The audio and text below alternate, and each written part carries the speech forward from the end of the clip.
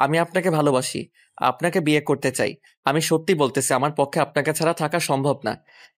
দেখ, ভালোই ভালোই বলতেছি, এখন তো এখান থেকে চলে যা, না হলে কিন্তু ঝাড়ু পেটা করব। তুই প্লিজ এখান থেকে চলে যা, আমার রাগ ওঠার আগেই। আমি আসি। আমাদের গল্পগুলো যদি ভালো লেগে থাকে তাহলে আমাদের চ্যানেলটি সাবস্ক্রাইব করে পাশে থাকবেন। ধন্যবাদ। আর আমি প্রিয়াঙ্কা। আমাদের গল্পগুলো যদি ভালো লেগে থাকে অবশ্যই আমাদের চ্যানেলকে সাবস্ক্রাইব করে পাশে থাকবেন। আর হ্যাঁ, ভিডিওটি সম্পূর্ণ শুনবেন। আন্টি, আমি আপনাকে ভালোবাসি। এতে সমস্যা কি? তুই আমাকে ভালোবাসবি, এটা স্বাভাবিক, কারণ তুই আমার সম্পর্কে ভাতিজা। আন্টি, এই ভালোবাসা সেই ভালোবাসা না। ভালোবাসা দুটি মনের মিলনের ভালোবাসা। তুই কি বলতেছিস বুঝতে পারতেছি না। তুই আমাকে ভালোবাসিস, আমিও তোকে ভালোবাসি, তাই না? তুই আমার ভাতিজা, আমি তোর আন্টি। আমি তোকে ভালোবাসবো, তুইও আমাকে ভালোবাসতে পারিস, তাই না? আন্টি, আমি বলতেছি যে আমি আপনাকে ভালোবাসি, আমি আপনাকে বিয়ে করতে চাই। তোর মাথা কি ঠিক আছে? কি আবোল তাবোল কথা বলতেছিস? আমি তো সম্পর্কে আন্টি, আর তুই আমাকে বিয়ে করতে চাচ্ছিস? সমাজের লোকেরা কি বলবে এসব শুনলে? আমি তো তাদের কথা শুনতে চাই না। আমি আপনার মতামত জানতে চাচ্ছি। আমি আপনাকে ভালোবাসি। আপনি আমাকে উত্তর দেন। আমাকে বিয়ে করতে পারবেন না আপনি? তুই এখন তোর বাসায় চলে যা। আমার বাসায় তোকে আর কখনো আসতে হবে না, কারণ এটা কখনো সম্ভব না। আর দেখ, তুই আমার থেকে 2 বছরের ছোট, এটা কোনোভাবেই সম্ভব না। তাহলে কি আপনি আমাকে একটু ভালোবাসেন না? আমাকে কি আপনার ভালো লাগে না? আমাকে কি ভালোবাসা যায় না? আমার কোনো সমস্যা আছে? এতক্ষণ তোর সাথে ভালোভাবে কথা বলতেছিলাম, তাই তুই এত কথা বলতে পারতেছিস। এখন যদি তুই আমার চোখের সামনে থেকে না চলে যাইস, তাহলে কিন্তু আমি তোর আব্বু আম্মুকে বিচার দিব এই বিষয় নিয়ে। নিলয় নাবিলার কোনো কথার জবাব না দিয়ে সেখানে দাঁড়িয়ে রইল, আর নাবিলার দিকে তাকিয়ে রয়েছে এক দৃষ্টিতে। নাবিলা ভেবে পাচ্ছে না নিলয় এরকম কথা বলে কিসের জন্য। তাদের মাঝে যদিও কোনো রক্তের সম্পর্ক নেই, কিন্তু সামাজিক একটা তো সম্পর্ক আছে তাদের মধ্যে। তাদের সম্পর্কটা, আর নিলয় তাকে যে কথাটা বলেছে, এটা কখনোই সম্ভব না। নাবিলা কি করবে না করবে ভেবে পাচ্ছে না। নিলয়কে চলে যেতে বলতেছে, কিন্তু নিলয় চলে যাচ্ছে না। কি হলো? তুই এখানে দাঁড়িয়ে আছিস কিসের জন্য? এখান থেকে চলে যাচ্ছিস না কেন, বুঝতেছি না তো। আমি আপনাকে ভালোবাসি, আপনাকে বিয়ে করতে চাই। আপনি বোঝেন না কিসের জন্য? আমি সত্যি বলতেছি, আমার পক্ষে আপনাকে ছাড়া থাকা সম্ভব না। দেখ নিলয়, ভালোই ভালোই বলতেছি, এখন তো এখান থেকে চলে যা, না হলে কিন্তু ঝাড়ু পেটা করব। তুই প্লিজ এখান থেকে চলে যা, আমার রাগ ওঠার আগেই। তার মানে কি আপনি আমাকে ভালোবাসেন না? আমি কিন্তু সত্যি আপনাকে ভালোবাসি। আমি কিন্তু আপনাকে ছাড়া থাকতে পারবো না। আমি দরকার হলে আব্বু আম্মুকে এই বিষয় জানাবো। আমি তোকে ভালোবাসি না, এখন তুই এখান থেকে চলে যা। আমার কোনো কিছু ভালো লাগতেছে না, এখন আমাকে আমার মতো থাকতে দে, একা থাকতে দে। আমাকে ভালোবাসলে সমস্যা কি? কেন আমাকে ভালোবাসা যায় না? তোকে ভালোবাসা যায় না কারণ আমাদের মধ্যে সম্পর্কটা ভিন্ন, আর আমি তোর সিনিয়র, এটা হলো সব থেকে বড় কথা। তাই আমি তোকে ভালোবাসতে পারি না, বা তোর সাথে এরকম কোনো সম্পর্ক করতে পারি না। আপনি তো আমার রক্তের কেউ না, তাই না? আপনি আমার প্রতিবেশী, আর আমাদের মাঝে সেই সম্পর্কটা হতেই পারে, তাই না? যদি আপনার সমস্যা থাকে তাহলে বলতে পারেন। আমি কিন্তু আপনাকে ভালোবাসি। কুত্তার বাচ্চা, তোকে ভালোভাবে বোঝাচ্ছি, বুঝতেছিস না তাই না? ছোট মানুষ, তাই এত সুন্দর করে তোকে এতক্ষণ আমি বুঝালাম, কিন্তু বুঝতে পারলি না। এখন কিন্তু তোকে আমার বাসা ছেড়ে চলে যেতে হবে, না হলে কিন্তু আমি তোর বাসায় ফোন করে সবকিছু বলে দিচ্ছি। তুই আমার সাথে পাগলামি করতেছিস, আমার সাথে খারাপ ব্যবহার করার চেষ্টা করতেছিস। আচ্ছা, এখন চলে যাচ্ছি, কিন্তু আমি আবার ফিরে আসবো। আর আপনার সাথে যেখানে দেখা হবে সেখানে কিন্তু ডিস্টার্ব করব। মাথায় রাখবেন কথাটা। তারপর নিলয় সেখান থেকে বেরিয়ে আসলো, আর নাবিলা কিছু বলতে পারল না নিলয়কে। নিলয় নাবিলাকে কিছু বলতে না দিয়ে সেখান থেকে বেরিয়ে আসলো। নাবিলা এদিকে একটা কথাই ভাবতেছে, হঠাৎ করে নিলয়ের আজকে কি হয়ে গেল যে তাকে প্রপোজ করলো।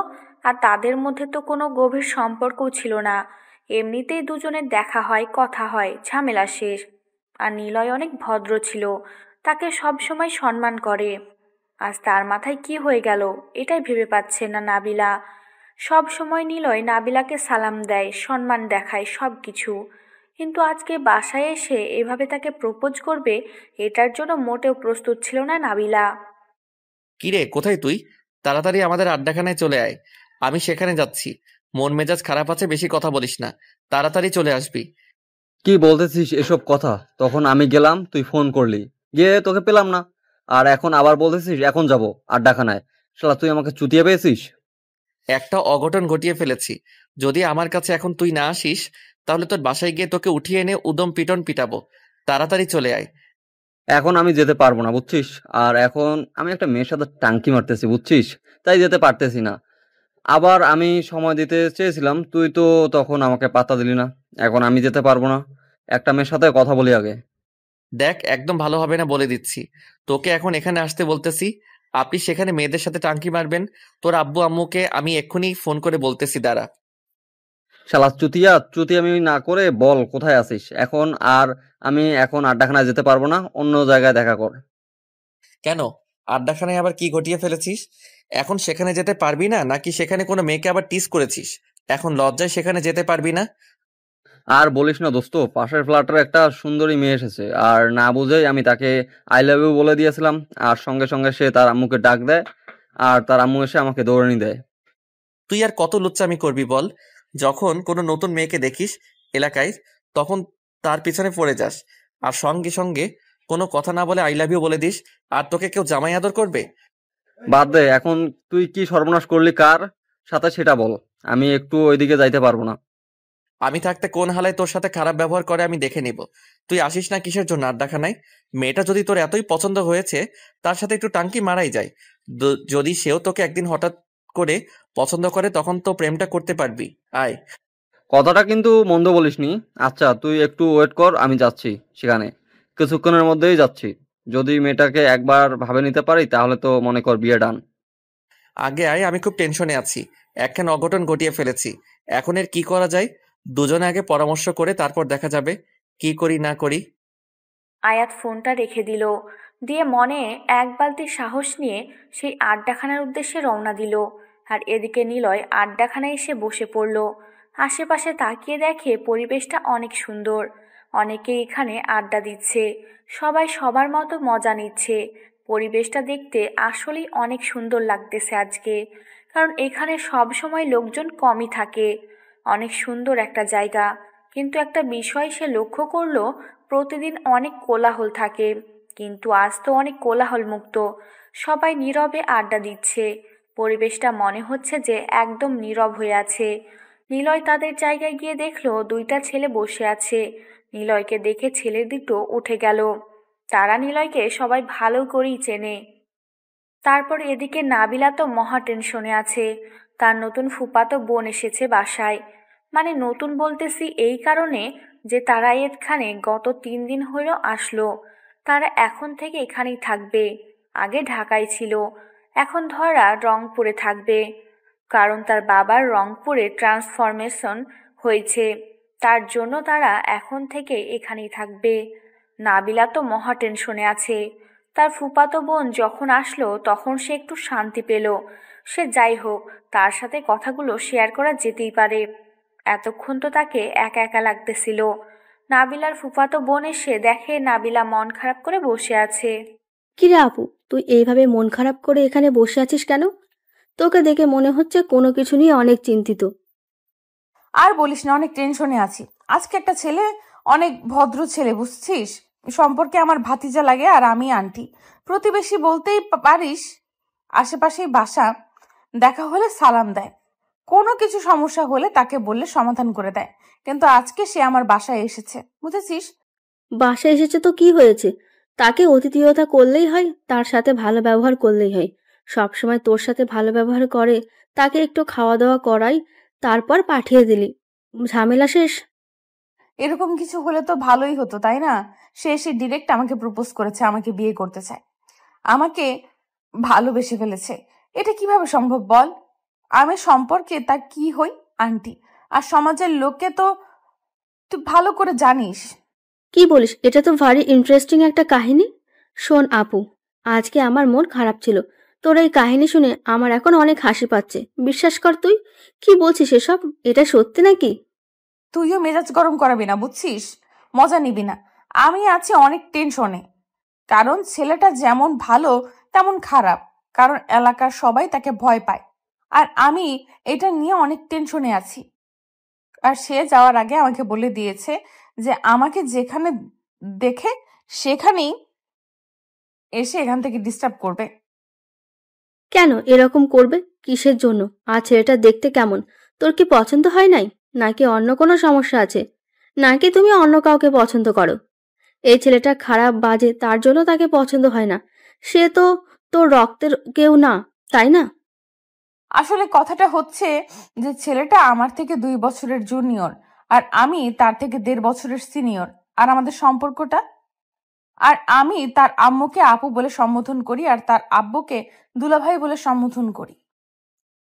এখন তাদেরকে কিভাবে আমি শ্বশুর শাশুড়ি বলে সম্বোধন করব? ভেবে দেখ ব্যাপারটা। ভারী ইন্টারেস্টিং কাহিনী তো।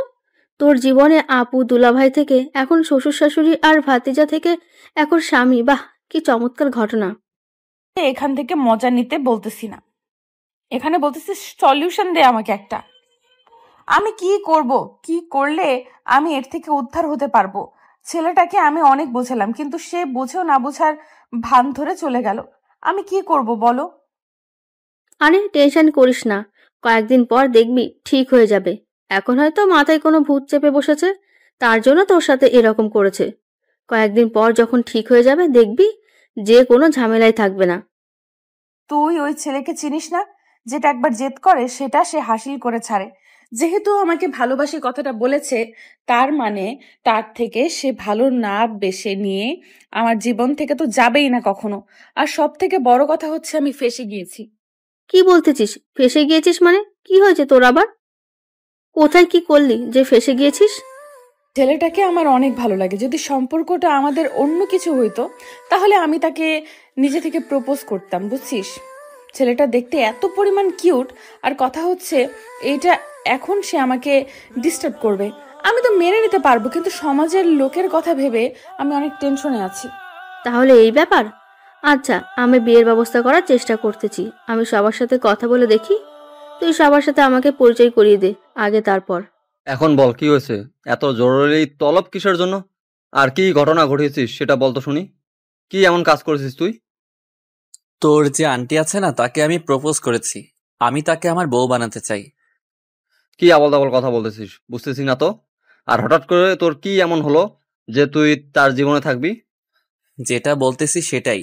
এখন বেশি কথা বলতে পারবো না। কথা হচ্ছে যে আমি তাকে ভালোবেসে ফেলেছি। এখন আমি তাকে আমার বউ বানাতে চাই। এটা কিভাবে সম্ভব? সে আমাদের সম্পর্কে আন্টি, আর সে আমাদের থেকে 2 বছরের সিনিয়র। সবকিছু ভুলে গিয়েছিস? আজকে তাকে প্রপোজ করে দিয়েছিস, সে কি উত্তর দিয়েছে? সে কি বলেছে সেটা বড় কথা না, বড় কথা হচ্ছে আমি তাকে ভালোবেসে ফেলেছি আর তাকে আমার বউ বানাতে চাই। তার মায়ায় আমি পড়ে গেছি। আমি নিজেকে এত কন্ট্রোল করেছি যে এরকম কিছু হবে না আমার দ্বারাই, কিন্তু আমি পারিনি। এভাবে হয় না, বুঝছিস? এভাবে কোনো কিছু সম্ভব না, সোসাইটি মেনটেন করতে হয়। আর তুই তো সোসাইটির কাউকে পাত্তা দিস না, সেটা আমি ভালো করে জানি। কিন্তু মেয়েটার অবস্থা একটু ভেবে দেখেছিস? তোর এইসব জ্ঞানমূলক কথা তোর কাছে রাখ, আমাকে বলতে আসিস না। বলতেছি না আমি তাকে ভালোবাসি। আমি বুঝলাম তুই তাকে ভালোবাসিস, কিন্তু একটা লিমিট আছে, তুই তোর লিমিট ক্রস করে যাচ্ছিস। সে তোর সম্পর্কে আন্টি, আর তুই তাকে কিভাবে ভালোবাসতে পারিস আমাকে বলতো। নিজের মনকে কি আর সেটা বোঝানো যায়? আমি তো নিজেকে অনেক কন্ট্রোল করার চেষ্টা করেছি। আমি নিজেকে কন্ট্রোল করেছিলাম, বাট আমার মনকে আমি কন্ট্রোল করতে পারিনি, তাই তাকে ভালোবেসে ফেলেছি। এটা কোনো কথা হলো? এটা তো সম্ভব না, বুঝিস না কিসের জন্য? আর সোসাইটির কথা একটু ভেবে দেখ, মান ইজ্জত বলতে কিচ্ছু থাকবে না। কেউ কোনো কথা বলার সাহস পাবে না। তুই শুধু দেখতে থাক, আমি তাকে ভালোবাসি, তাকে ভালোবাসবো। এখন তোর সাথে আমি পরামর্শ করতে এসেছি কিভাবে তাকে বিয়ে করব। আর তুই যদি এখন আমাকে সময় দিতে না পারিস তাহলে বল। তুই আমার বন্ধু, তোকে সময় দিতে না পারলে আমি কাকে সময় দিতে পারবো? আচ্ছা, তোর যদি মনে হয় যে সেই মেয়েটাকে তোর অনেক ভালো লেগেছে, তাকে তোকে বিয়ে করতেই হবে, দেখি ব্যাপারটা কোথা থেকে কোথায় নিয়ে যাওয়া যায়। আমি সবার সাথে একটু কথা বলি হালকা পাতলা। এখন তোকে কারোর সাথে কথা বলতে হবে না। আমি যখন তোকে কথা বলতে বলবো তখন বলবি। এখন চুপচাপ থাকবি, শুধু দেখবি। আচ্ছা, এখন তো বিকেল গড়িয়ে সন্ধ্যা হতে চলেছে। আজকের মতো তাহলে তুইও বাসায় যা, আমিও বাসায় চলে যাই। কালকে এই বিষয় নিয়ে নতুন কিছু ভাবনা চিন্তা করা যাবে। এটা নিয়ে তুই আবার মাথা ঘামাবি না। আমাকে নিয়ে তোকে টেনশন করতে হবে না, বুঝছিস? আমি আমাকে কন্ট্রোল করতে পারবো, কিন্তু তাকে ভালোবেসে ফেলেছি, এটা আমার কন্ট্রোলের বাইরে চলে গেছে। এখন তাকে আমার জীবনে লাগবে সারা জীবনের জন্য। তুই কি পাগল হয়ে গেছিস নাকি? এটা একটা সময় সাপেক্ষ ব্যাপার, বুঝতে পারিস না কিসের জন্য? এটার জন্য সময় লাগবে, আর তোকে তার জন্য সময় বের করতে হবে। আচ্ছা চল, এখন তাহলে হোটেলে গিয়ে কিছু নাস্তা করি, তারপর তুই তোর বাসায়, আমি আমার বাসায়। কালকে সকালে তাহলে দেখা হবে। আয়াত নিলয়ের সাথে আর কোনো কথা বলল না। চুপচাপ আয়াত উঠে সেখান থেকে চলে গেল। এখন তারা দুজনে একসাথে কিছুক্ষণ হোটেলে আড্ডা দিবে, তারপর সেখানে কিছু খাবে, তারপর দুজন দুজনের বাসায় চলে যাবে। কিন্তু এদিকে নাবিল আর নীলা দুজনের মুখ গোমড়া করে বসে আছে। দুজনের মন খারাপ, কেউ কোনো কথা বলতেছে না। নাবিলার কথা শুনে নীলা তো পুরাই হতাশ হয়ে গিয়েছে। নাবিলা যেহেতু নিলয় নামের সেই ছেলেটাকে পছন্দ করে, তাহলে সমস্যাটাও তেমন কিছু না।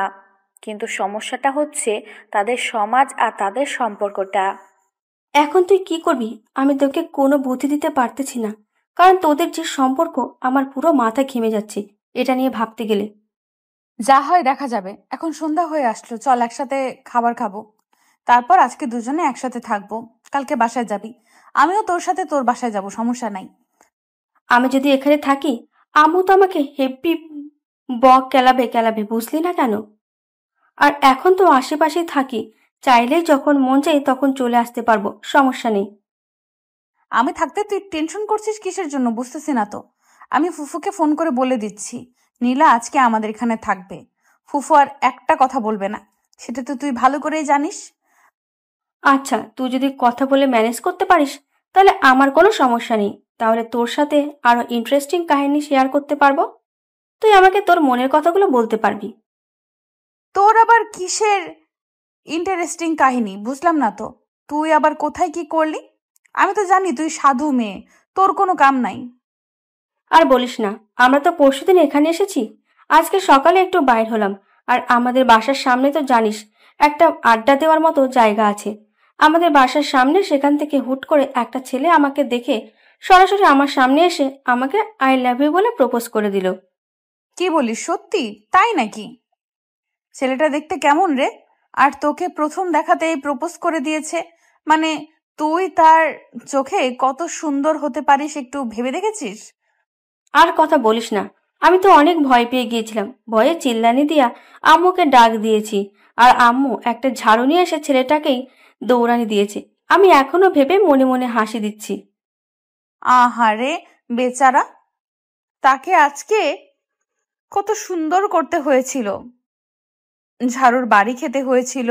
আর শুন, তুই এত সুন্দর একটা পরিবেশে তোর আম্মুকে ডাকতে গেলি কিসের জন্য? আর বলিস না তো, এখানে এসেছি, নতুন কাউকে চিনি না, কে কেমন আমি কি জানি, নাকি আর এই সমাজের লোকেরা কেমন সেটাও তো আমি জানি না। আমি তো ভয় পেয়ে গেছিলাম, তার জন্য ডাকতে বাধ্য হয়েছি। আচ্ছা হয়েছে, অনেক কথা তো বললাম, এখন চল সব কিছু শেষ করি। আর এখন এসব নিয়ে গল্প গুজব করা ঠিক হবে না। আম্মু যে কোনো সময়ে শুনে নিলে আবার নানা ধরনের প্রশ্ন করবে। আচ্ছা তাহলে সব টপিক বাদ দে। আচ্ছা তাহলে এইসব টপিক বাদ দে, এখন খাওয়া দাওয়া করি চল। আমার ক্ষুধা লেগেছে, তারপর ঘুমাবো। খুব ক্লান্ত লাগতেছে শরীরটা, জানিস। বুঝতেছি না, এখানে এসে থেকে নিজেকে অসুস্থ মনে হচ্ছে। নতুন পরিবেশে এসেছিস না, তাই এরকম লাগবে দু একদিন গেলে যখন আবহাওয়াটা একদম তোর সাথে মানিয়ে যাবে তখন আর কোনো সমস্যা হবে না। তারপর তারা দুইজন মামাতো বোন আর ফুপাতো বোন চুপচাপ খাওয়া দাওয়ার প্ল্যানিং করে ফেললো, কি কি খাবে রাতে। তারপর তাদের ইচ্ছে অনুযায়ী সব কিছু রান্না করলো এবং নাবিলা তার আম্মুকে রান্নার কাজে সাহায্য করলো। সাথে তো নীলা ছিলই। আর এইদিকে বেচারা নিলয় বাসায় এসে ঠিকমতো শুয়ে থাকতে পারতেছে না। বারবার নাবিলার কথা মনে পড়তেছে, কি করবে না করবে ভেবে পাচ্ছে না। তাকে যে কিভাবে নিজের ভালোবাসাটা বুঝাবে আর তাকে যে কিভাবে নিজের আপন করে নেবে সেটাই ভেবে পাচ্ছে না নিলয়। দেখতে দেখতে রাত পার হয়ে সকাল হয়ে আসলো। সকালে কোনো মতে নাস্তা করে নিল, বেরিয়ে পড়লো যে কোন প্রকারে হোক নাবিলার সাথে দেখা করতে হবে। সারা রাত নাবিলাকে স্বপ্নে এসে দেখেছে। নাবিলা সকালে উঠে ফ্রেশ হয়ে নাস্তা করলো, আর সাথে নীলা ছিল। তারপর নীলার আম্মু নাবিলাকে ফোন দিল, নীলাকে এখন যেন বাসায় দিয়ে আসে। নাবিলা সেটা নীলাকে বলে দিল, কারণ নীলার আম্মু নীলাকে ছাড়া এক মুহূর্ত থাকতে পারে না। সেটা ছোটবেলা থেকেই নাবিলা ভালো করেই জানে। এখন নাবিল আর নীলা দুজনে ঘর থেকে বেরিয়ে পড়ল। এখন উদ্দেশ্য দুজনেই নীলার বাসায় যাবে। রাস্তায় বেরিয়ে পড়েছে। আর এই দিক থেকে নিলয় বাসা থেকে বাইকটা নিয়ে নাবিলার বাসার উদ্দেশ্যে আসতেছে। হঠাৎ করে নাবিলাকে সে রাস্তার মাঝখানে দেখতে পেল। আর এত সকালে রাস্তায় তেমন মানুষজন নেই। নাবিলা নিলয়কে দেখতে পেয়ে ভয়ে শেষ। এখন কি জানে কি হয় তার সাথে। ভয়ে সে শুকিয়ে গেল, কিন্তু নীলাকে বুঝতে দিচ্ছে না। নিলয় গাড়ি থেকে নেমে এসে নাবিলার সামনে দাঁড়িয়ে পড়ল। কি হলো, এত সকালে কোথায় যাচ্ছ? আর তোমার সাথে এই পেতনির মতো দেখতে মেয়েটাকে? তোমার পরীর মতো চেহারার সাথে এই পেতনির মতো চেহারাটা যায়? আমার সাথে যায় তোমার চেহারাটা? একটু নিজেকে সংযত রাখতে বলতেছি।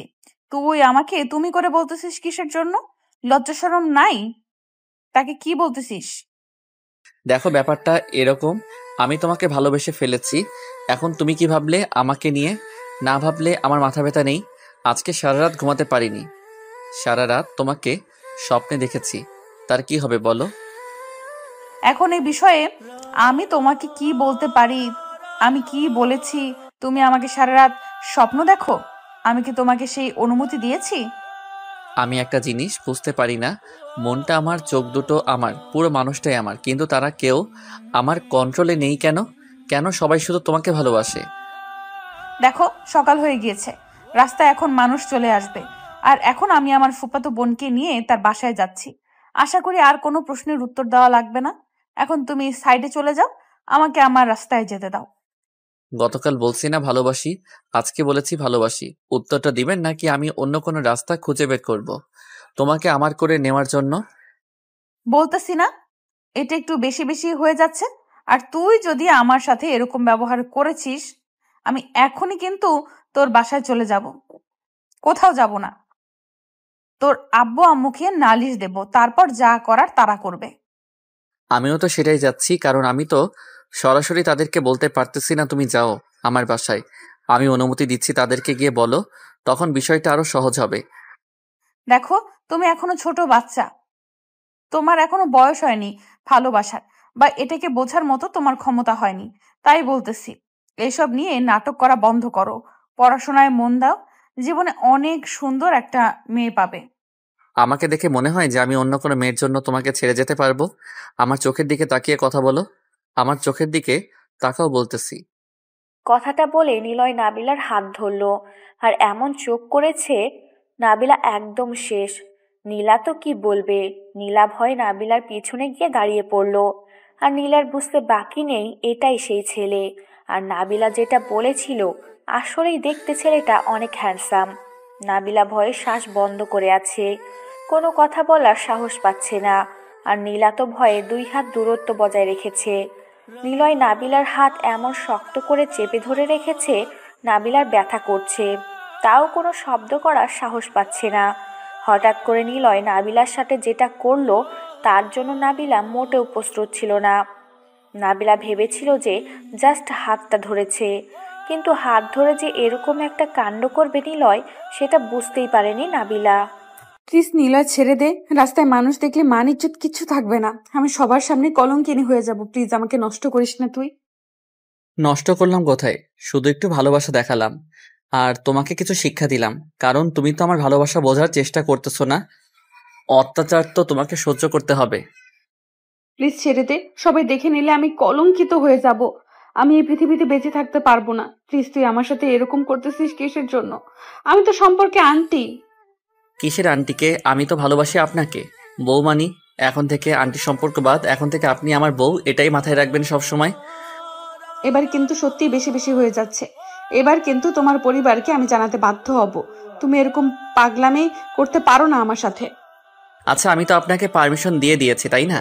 আর আপনাকে সম্মান দিয়ে কথা বলতেছি। যেহেতু আপনি আমার সিনিয়র বউ, তার জন্য আপনাকে সম্মান দিয়ে কথা বলতেই হবে আমাকে। না হলে এটা কেমন হয় না? তোকে আমি দেখে নিব। তুই আমার সর্বনাশ করতেছিস, তাই না? তুই আমার সাথে এরকম করতে পারিস না। আমি তোর নামে পুলিশের কাছে মামলা করব। আপনার যা খুশি করতে থাকেন, কিন্তু দিন শেষে আপনাকে আমার বউ হতে হবে। আন্টি যখন বউয়ার সম্পর্ক, যেহেতু আমাদের আন্টি এবং ভাতিজা, তাই ওইসব ভুলে যান। সেটাতে কোনো রক্তের সম্পর্ক ছিল না। প্লিজ নিলয়, আমাকে এখন ছেড়ে দে। আমার সাথে আমার বোন যদি বাসায় বলে দেয়, আমাকে বাসা থেকে বিয়ে দিয়ে দিবে। সেই কথা আগে বলবা না যে তোমার সাথে আমার হবু শালিকা আছে? তাহলে তার সাথে একটু খুনসুটি দুষ্টুমি করতাম। চল নীলা, আর এখানে এক মুহূর্তও না। আর যাওয়ার আগে তোকে একটা কথা বলে যাচ্ছি, তুই ভুল করেও আমার সামনে আর কখনো আসার চেষ্টা করবি না, তাহলে কিন্তু আমি তোকে খুন করে ফেলবো। সেটা দেখা যাবে কে কাকে খুন করে। নাকি আপনি আমাকে ভালোবেসে ফেলেন সেটা তো আমি দেখিয়ে ছাড়বো। আর এই যে শালিকা, আপনাকে বলতেছি, বাসায় যদি একটু ম্যানেজ করতে পারেন তাহলে একটা বিয়ে খেতে পারলেন। কথাটা কিন্তু মন্দ বলেননি, বাট আপনি যেটা করতেছেন রাস্তাঘাটে এটা মোটেও ঠিক না। আপনি একটু ভেবে দেখেন, আপনি কিন্তু উচ্ছৃঙ্খলতা একটু বেশি দেখাচ্ছেন। তাহলে তুমি তোমার বোনকে বুঝিয়ে বলো যে আমার সাথে প্রেম করতে বা আমাকে বিয়ে করতে, দুটোর একটা হলেই চলবে। সারা জীবন একসাথে থাকতে হবে, এটা হচ্ছে বড় কথা। কিন্তু আপনি যে পন্থা গ্রহণ করতে চাচ্ছেন এটা মোটেও ঠিক না। আপনি একটা মেয়েকে এভাবে সকালবেলা রাস্তায় একা পেয়ে তার সাথে খারাপ আচরণ করলেন, এটা কিন্তু মোটেও ঠিক হলো না। এটা ভালোবাসা বলে না, এটাকে বলে শরীরের চাহিদা। আচ্ছা, তাহলে এই ব্যাপার। আমার তাহলে ভুল হয়ে গেছে, আর আমি কন্ট্রোলে ছিলাম না, যার জন্য উল্টাপাল্টা হয়তো কিছু করলাম। তাকে ভালোবাসি, তাকে একটু চুম্মাচাটি দেওয়া যায়, সমস্যা কি? সেটা ঠিক আছে, বাট আপনি মোটেও কাজটা ঠিক করলেন না। এটার জন্য আপনাকে অনেক পস্তাতে হবে। আমার বোনকে যতটা সম্ভব আপনার থেকে আমি দূরে রাখবো। আচ্ছা, তাই নাকি? কই ভাবলাম যে তুমি আমাকে সাহায্য করবে, সেটা না করে তুমি তো দেখি এখন আমার শত্রুতা শুরু করতেছো। নাবিলা ভালোই তো তোমার বোন, ঠিক তোমার মতোই হয়েছে মানতে হবে। আর এখানে 1 মিনিট আমি থাকতেছি না, চল। আমি তোকে তোর বাসায় দিয়ে তারপর বাসায় চলে যাব। আমার কোনো কিছু ভালো লাগতেছে না, আর এখানে কারোর সাথে বকবক করার সময় আমার হাতে নেই। আপনাকে একটা কথা বলি আন্টি, আপনি যতই আমার উপর রাগ করেন, অভিমান করেন, কিন্তু দিন শেষে আপনাকে আমার বউ হতে হবে। এটা সব থেকে বড় সত্যি। তুই যদি আমাকে নষ্ট করিস, যদি আমাকে খুন করে ফেলিস, তাও আমি তোকে আমার মন থেকে ভালোবাসবো না। আর সব থেকে বড় কথা হচ্ছে যে এটাই, আমি তোকে মরে গেলেও বিয়ে করব না। তুই যা করার ইচ্ছা করতে পারিস। কথাটা বলে নাবিলা সেখানে এক মুহূর্ত দাঁড়িয়ে থাকলো না। নীলার হাত ধরে টানতে টানতে সামনের দিকে চলে যেতে লাগলো। নাবিলা নিলয়কে অনেক ভালো ছেলে মনে করত, কিন্তু তার মনের ভিতর এত নোংরামি সে আগে বুঝতে পারেনি। তার এই নোংরামি রূপটা আজকে দেখতে পেল। নাবিলা নিজেকে শান্ত করার চেষ্টা করতেছে মনে মনে, কারণ তার সাথে আজকে যেটা হয়ে গেল সেটাকে ভুলে থাকতে যাচ্ছে। সেটা যদি মনে রাখে তাহলে সেটা তাকে আরো বেশি কষ্ট দিবে। তার জন্য সে ভুলে যেতে চাচ্ছে সকালটা। কিন্তু চাইলেই তো আর সব কিছু ভুলে যাওয়া যায় না। যে জিনিসটা ভুলে যেতে চাইবে সেই জিনিসটা আরো বেশি করে মাথায় ঘুরপাক খাবে, এটাই স্বাভাবিক। নিলয় তো মনে মনে অনেক খুশি যে যাই হোক তাকে ডিস্টার্ব করতে পেরেছে, কিন্তু তার ভালোবাসার ফিলিংসটা কেন জানি উপলব্ধি করতে পারতেছে না। তার মনে হচ্ছে যে ভালোবাসাটা হয়তো অন্যরকম। নিলয় সেখানে দাঁড়িয়ে না থেকে বাইকটা নিয়ে সামনের দিকে এগিয়ে গেল। আর হঠাৎ করে তার মনে হলো যে আয়াতের খবর কি। সকাল থেকে কোনো খোঁজ খবর পাওয়া যাচ্ছে না। তাই সে রাস্তার এক সাইডে বাইক দাঁড় করিয়ে আয়াতকে ফোন করলো। কিন্তু আয়াত ফোন রিসিভ করতেছে না। রিং হচ্ছে, বাট ফোন তোলার নাম গন্ধ নিচ্ছে না আয়াত। নিলয়ের প্রচুর রাগ হচ্ছে যে ফোন তুলতেছে না কিসের জন্য। নাকি সে এখনো ঘুমিয়ে আছে, বুঝলো না ব্যাপারটা। কথাগুলো ভাবতেছিল মনে মনে। তখন আয়াত নিলয়কে ফোন করলো। কিরে, ফোন দিয়েছিলি? আমি ঘুমিয়েছিলাম, আর তোর ফোনের শব্দ শুনে আমি ঘুম থেকে উঠে বললাম। বল, কি হয়েছে এত সকালে? তুই তো সকালে ঘুম থেকে উঠিস না, আজকে কি মনে করে? ভালোবাসার জন্য অনেক কিছু করতে হয়, বুঝছিস? আয়, বেরিয়ে আয় বাসা থেকে। আমি রাস্তায় আছি, তুই বাইক নিয়ে চলে আয়, আমি এখানে অপেক্ষা করতেছি তোর জন্য। মাত্র ঘুম থেকে উঠলাম, ফ্রেশ হয়ে তারপর বেরিয়ে পড়ি, আর তুই এত সকালে বেরিয়ে পড়েছিস কিসের জন্য? হঠাৎ করে কোথায় যাবি বুঝলাম না। তোকে কোনো কিছু বুঝতে হবে না, এখন তোকে যেটা বলছি তুই সেটা শোন। তাড়াতাড়ি চলে আয়, আমি তোর জন্য অপেক্ষা করতেছি এখানে। কথা হচ্ছে সবকিছু ম্যানেজ করতে হবে। কি সবকিছু ম্যানেজ করতে হবে? আমি তো কিছুই বুঝলাম না। কি বললি আবল তাবল কথা? কি ম্যানেজ করবে? কোনো টপিক নাই, কিচ্ছু নাই, হঠাৎ বললি যে সবকিছু ম্যানেজ করতে হবে। কি করতে চাচ্ছিস তুই? আমাকে তো একটু খুলে বলবি, তাই না? তার জন্য তো তোকে আমি এখানে আসতে বললাম। তুই এখানে আয়, তারপর না হয় সবকিছু বুঝতে পারবি। ফোনে কি সবকিছু বলা যায়? তুই আয়, তারপর তোকে সবকিছু বলতেছি। আচ্ছা, তাহলে তুই অপেক্ষা কর, আমি যাচ্ছি, বেশিক্ষণ সময় নিচ্ছি না, জাস্ট ফ্রেশ হবো, তারপর তোর ওইখানে চলে যাব, তারপর শুনি তোর কি হয়েছে সেটা আমি শুনবো। কথাটা বলে আয়াত ফোন রেখে দিল। দিয়া ঝটপট বিছানা ছেড়ে উঠে ফ্রেশ হয়ে নিল, কারণ তার কলিজার বন্ধু তাকে ডাক দিয়েছে। সে এখানে শুয়ে থাকবে এটা তো হয় না, তার জন্য সে খুব তাড়াতাড়ি করতে লাগলো। আর এদিকে নিলয় অপেক্ষা করতেছে। নাবিলা নীলাদের বাসায় পৌঁছে গিয়েছে। নাবিলার মন প্রচুর খারাপ। তাকে দেখে তার ফুপু গলায় গলা মিলিয়ে নিল, কথায় কথায় ভাসিয়ে দিল সব কিছু। তারপর নাবিলা আর নীলা দুজনে মিলে নীলার রুমে চলে আসলো। ছেলেটা কি সেটা তো নীলা নিজেই দেখলো। তার তো এখন একটু ভয় হচ্ছে তার বোনকে নিয়ে। না জানি কখন কোথায় তার কোনো ক্ষতি হয়ে যায়, কোনো কিছু করার থাকবে না। এটা ভেবে নীলা প্রচুর ভয় পাচ্ছে যে কি হবে তার বোনের জীবনে। নাবিলা গিয়ে নীলার রুমে শুয়ে পড়ব। নীলা নাবিলাকে কোনো কিছু বলল না। নাবিলার জন্য এক কাপ কফি বানিয়ে আনার জন্য নীলা রান্নাঘরে চলে আসলো। আর এদিকে নাবিলা শুয়ে কান্না করতেছে। আজকে পর্যন্ত কোনো ছেলে তাকে জড়িয়ে ধরতে পারেনি, আর আজকে সেখানে একটা ছেলে, তাও আবার বয়সে ছোট, সে তাকে কিস করলো কেমন করে। বারবার কথাগুলো মনে পড়তেছে, আর তার মনে হচ্ছে এটা যদি তার জীবনে না হতো তাহলে সে অনেক সুখে থাকতে পারত। এখন সে কাউকে জোর গলায় বলতে পারবে না কোনো ছেলে তাকে স্পর্শ করেনি। নীলা নাবিলার জন্য কফি বানিয়ে নিয়ে আসলো। এসে দেখে নাবিলা কান্না করতেছে। কি হলো আপু, কান্না করতেছিস কিসের জন্য? বুঝতেছি না তো। এভাবে কান্না করলে হবে? বল, যা হয়েছে ভুলে যা, সবকিছু ঠিকঠাক হয়ে যাবে। এখন কয়েকদিন নিজেকে চেপে রাখ, বাসা থেকে বের হবি না, তাহলে দেখবি কয়েকদিন পর সবকিছু আগের মতো হয়ে যাবে। এরকম কোনো কিছু হলে তো অনেক ভালো হইতো। আমি চাচ্ছি সবকিছু ভুলে যাব, কিন্তু পারতেছি না। বারবার মনে পড়ে যাচ্ছে। আর আজকে প্রথম আমাকে কোনো ছেলে এভাবে স্পর্শ করলো। বিশ্বাস কর, আমার যে এত বাজে লাগতেছে। আচ্ছা, বুঝতে পারলাম। এখন নিজেকে ঠিক করার চেষ্টা কর। এইভাবে ভেঙে পড়লে চলবে না। তোর পড়াশোনায় মন দে। কয়েকদিন পর তোর নাকি এক্সাম। এখন তো সেই টেনশনে আছি। আমার কি হবে?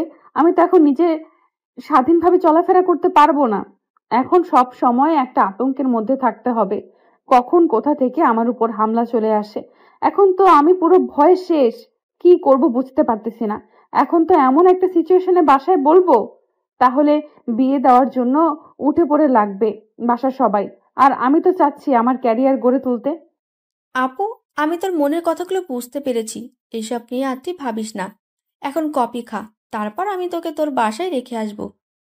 আমাকে তো আর কেউ ডিস্টার্ব করবে না, বুঝিস নাই?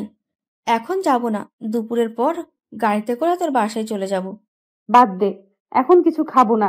তুই রেখে দে, পরে গরম করে খাবো, সমস্যা নেই। বাট এখন খেতে ইচ্ছে করতেছে না। ফুফু কোথায় গেল? তার সাথে কিছু কথা বলি। আম্মু তার রুমে আছে হয়তো, তুই গিয়ে দেখ। আমি আমার কিছু হাতের কাজ শেষ করে আসছি, তারপর না হয় বাইরে যাব। এখন তুই যা, কথা বল। আচ্ছা থাক, তাহলে তুই তোর কাজগুলো শেষ কর। আমি আমার ফুফুর সাথে কিছুক্ষণ গল্প করি, তারপরে একটু বাসায় চলে যাব। এখানে থাকতে ভালো লাগতেছে না। একটু মনটা ঠিক করি, তারপর বাসায় চলে যাব। কথাটা বলে নাবিলা রুম থেকে বেরিয়ে তার ফুপুর রুমের উদ্দেশ্যে চলে গেল। আর এদিকে নীলা তার কাজগুলো করা শুরু করে দিল। তার এখন অন্য কিছু ভালো লাগবে না। তাই সে তার হাতের কাজগুলো শেষ করতে ব্যস্ত হয়ে গেল। আর নাবিলা তার ফুপুর কাছে এসে গল্প করা শুরু করে দিল। আর এদিকে আয়াত বাসা থেকে বেরিয়ে পড়েছে। নিলয় তার জন্য অপেক্ষা করতেছে। আরও একবার ফোন দিয়েছিল নিলয় আয়াতকে, তাকে জানিয়ে দিল যে সে এখন রাস্তায় আছে। তাই আর বেশিক্ষণ কথা হলো না তাদের মাঝে। একটু পর আয়াত নিলয়ের কাছে চলে আসলো। নিলয়ের দিকে তাকিয়ে অবাক হয়ে গেল। এ কি হাল, এটা কিভাবে হলো? আয়াত তো বুঝতেই পারতেছে না। আয়াত দৌড়ে গিয়ে ওকে ধরে নিল। তারপর অ্যাম্বুলেন্স ফোন করে ডাক দিয়ে হসপিটালে নিয়ে গেল নিলয়কে।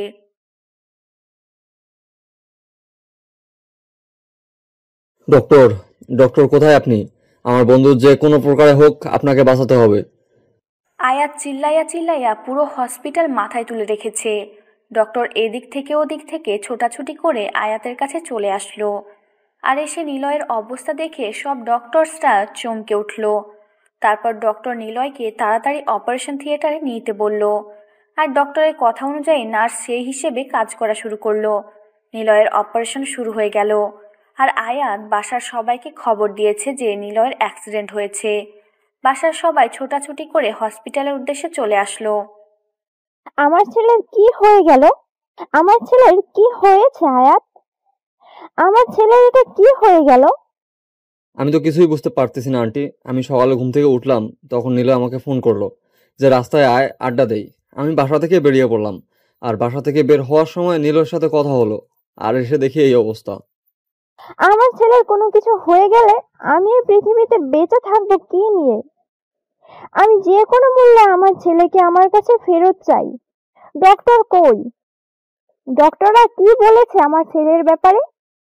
এত উত্তেজিত হবেন না আন্টি, আপনি একটু নিজেকে কন্ট্রোল করুন, শান্তভাবে বসে থাকেন। ডক্টর অপারেশন থিয়েটারে গিয়েছে, নিলয়কে তারা বের হলে আমাদের খবরটা জানতে পারবো। এটা আমার ছেলের সাথে কি হয়ে গেল? আমি কি নিয়ে বেঁচে থাকবো? আমি থাকতে পারবো না। আমাকে আমার ছেলের কাছে নিয়ে যাও। আমাকে আমার ছেলের কাছে নিয়ে যাও। আমার ছেলেকে আমার কাছে এনে দাও। নীলিমা বেগম মনে হচ্ছে যে একদম পাগল হয়ে গেছে তার ছেলের জন্য। তাকে কেউ শান্ত করতে পারতেছে না, কান্না করতেছে অনেক জোরে জোরে। অনেক মানুষ ভিড় জমাইছে সেখানে, দাঁড়িয়ে দেখতেছে নীলিমা বেগম এর কর্মকাণ্ড। কিন্তু এদিকে মায়ের মন কি মানে? তার ছেলে অসুস্থ, তার একমাত্র ছেলে। তার যদি কোনো কিছু হয়ে যায় তাহলে তারা কি নিয়ে বেঁচে থাকবে? নীলিমা বেগম মনে হচ্ছে যে পাগলি হয়ে গিয়েছে। তার ছেলের জন্য কান্না করতে করতে হঠাৎ করে তিনি জ্ঞান হারিয়ে ফেললেন। আয়াত, এটা কিভাবে হলো? তুমি গিয়ে সেখানে কি দেখতে পেয়েছো? আর তার সাথে কেমনে অ্যাক্সিডেন্ট হয়েছে? কেউ কিছু করেছে ইচ্ছাকৃতভাবে তার উপর আক্রমণ করেছে, নাকি তার ভুলবশত অ্যাক্সিডেন্ট হয়েছে? আঙ্কেল, আমি সঠিক বলতে পারতেছি না, কারণ হচ্ছে আমি সেখানে গিয়ে দেখি নিলয় রাস্তায় পড়ে আছে, আর আশেপাশে কোনো মানুষ নেই, শুধু তার বাইকটা এক সাইডে পড়ে আছে। আমি তো কল্পনা করতে পারিনি যে এরকম একটা অবস্থা আমি দেখবো। আচ্ছা, এখন ডক্টর কি বলেছে? আমার ছেলে কি সুস্থ হবে নাকি কি হয়েছে? তোমাকে তো নিশ্চয়ই কিছু বলেছে, তাই না? তুমি আমাকে বলো, আমার ছেলের কি কোনো ক্ষতি হবে? আঙ্কেল, আপনি নিজেকে কন্ট্রোল করুন, শান্ত হয়ে বসে থাকেন। ডক্টর বেরিয়ে না আসা পর্যন্ত আমি কিছু বলতে পারতেছি না, কারণ নিলয়ের অবস্থা অনেক খারাপ ছিল। আমি শুধু এটাই বলতে পারি যে আমার বন্ধুর কিচ্ছু হবে না, সে আবার আমাদের মাঝে ফিরে আসবে। তুমি এখন একটু খোঁজ নেওয়ার চেষ্টা করো, কে এরকম করেছে। তার ভুলবশত কিনা আশেপাশে কেউ না তো কেউ ছিল, কেউ তো দেখেছে আমার ছেলেকে, তাই না? তুমি একটু খোঁজ খবর নেওয়ার চেষ্টা করো, আমি বাকিটা দেখে নেব। আঙ্কেল, এসব নিয়ে একদম টেনশন করবেন না। আগে আমার বন্ধু ঠিক হোক, মানে আপনার ছেলে সুস্থ হোক, তারপর তার মুখ থেকে আমরা সবকিছু শুনতে পারবো। এখন আপাতত আপনি আন্টিকে সামলানোর চেষ্টা করেন। আন্টির অবস্থা খুব করুণ। তুমি ভালো করে জানো আমাদের বিষয়ে, বলতে পারো তুমি আমাদের পরিবারের দ্বিতীয় সন্তান। আমাদের বাসায় সবসময় তুমি আসা যাওয়া করো। তুমি তোমার আন্টিকে ভালো করে চেনো, তিনি তার ছেলে কতটা ভালোবাসে। আয়াত আর সেখানে একটা কথা বলার সুযোগ পেল না, কারণ সে সব কিছু জানে যে নিলয়ের আম্মু নিলয়কে এবং আয়াতকে কতটা ভালোবাসে। দুজনকে প্রায় সমপরিমাণ ভালোবাসে, নিজের সন্তানের মতো দেখে দুজনকে। যদিও আয়াত তার নিজের সন্তান না, কিন্তু যখন আয়াত নিলয়ের বাসায় থাকে মনে হয় যে সে নিজের বাসায় আছে। আয়াত চুপচাপ এক সাইডে গিয়ে দাঁড়িয়ে পড়ল আর ভাবতে লাগলো এরকমটা কিভাবে হতে পারে। তার তো কোনো শত্রু নেই, আর অনেক দিন থেকে তো তারা দুজন কারোর সাথে ঝামেলা করে না। অনেক দিন হয়ে গেছে যে তারা আন্ডারওয়ার্ল্ড ছেড়ে দিয়ে এসেছে, আর সেই শহর থেকে অনেক দূরে চলে এসেছে। তাহলে কিভাবে এটা হতে পারে? আয়াত মনে মনে অনেক কিছু চিন্তা করতেছে।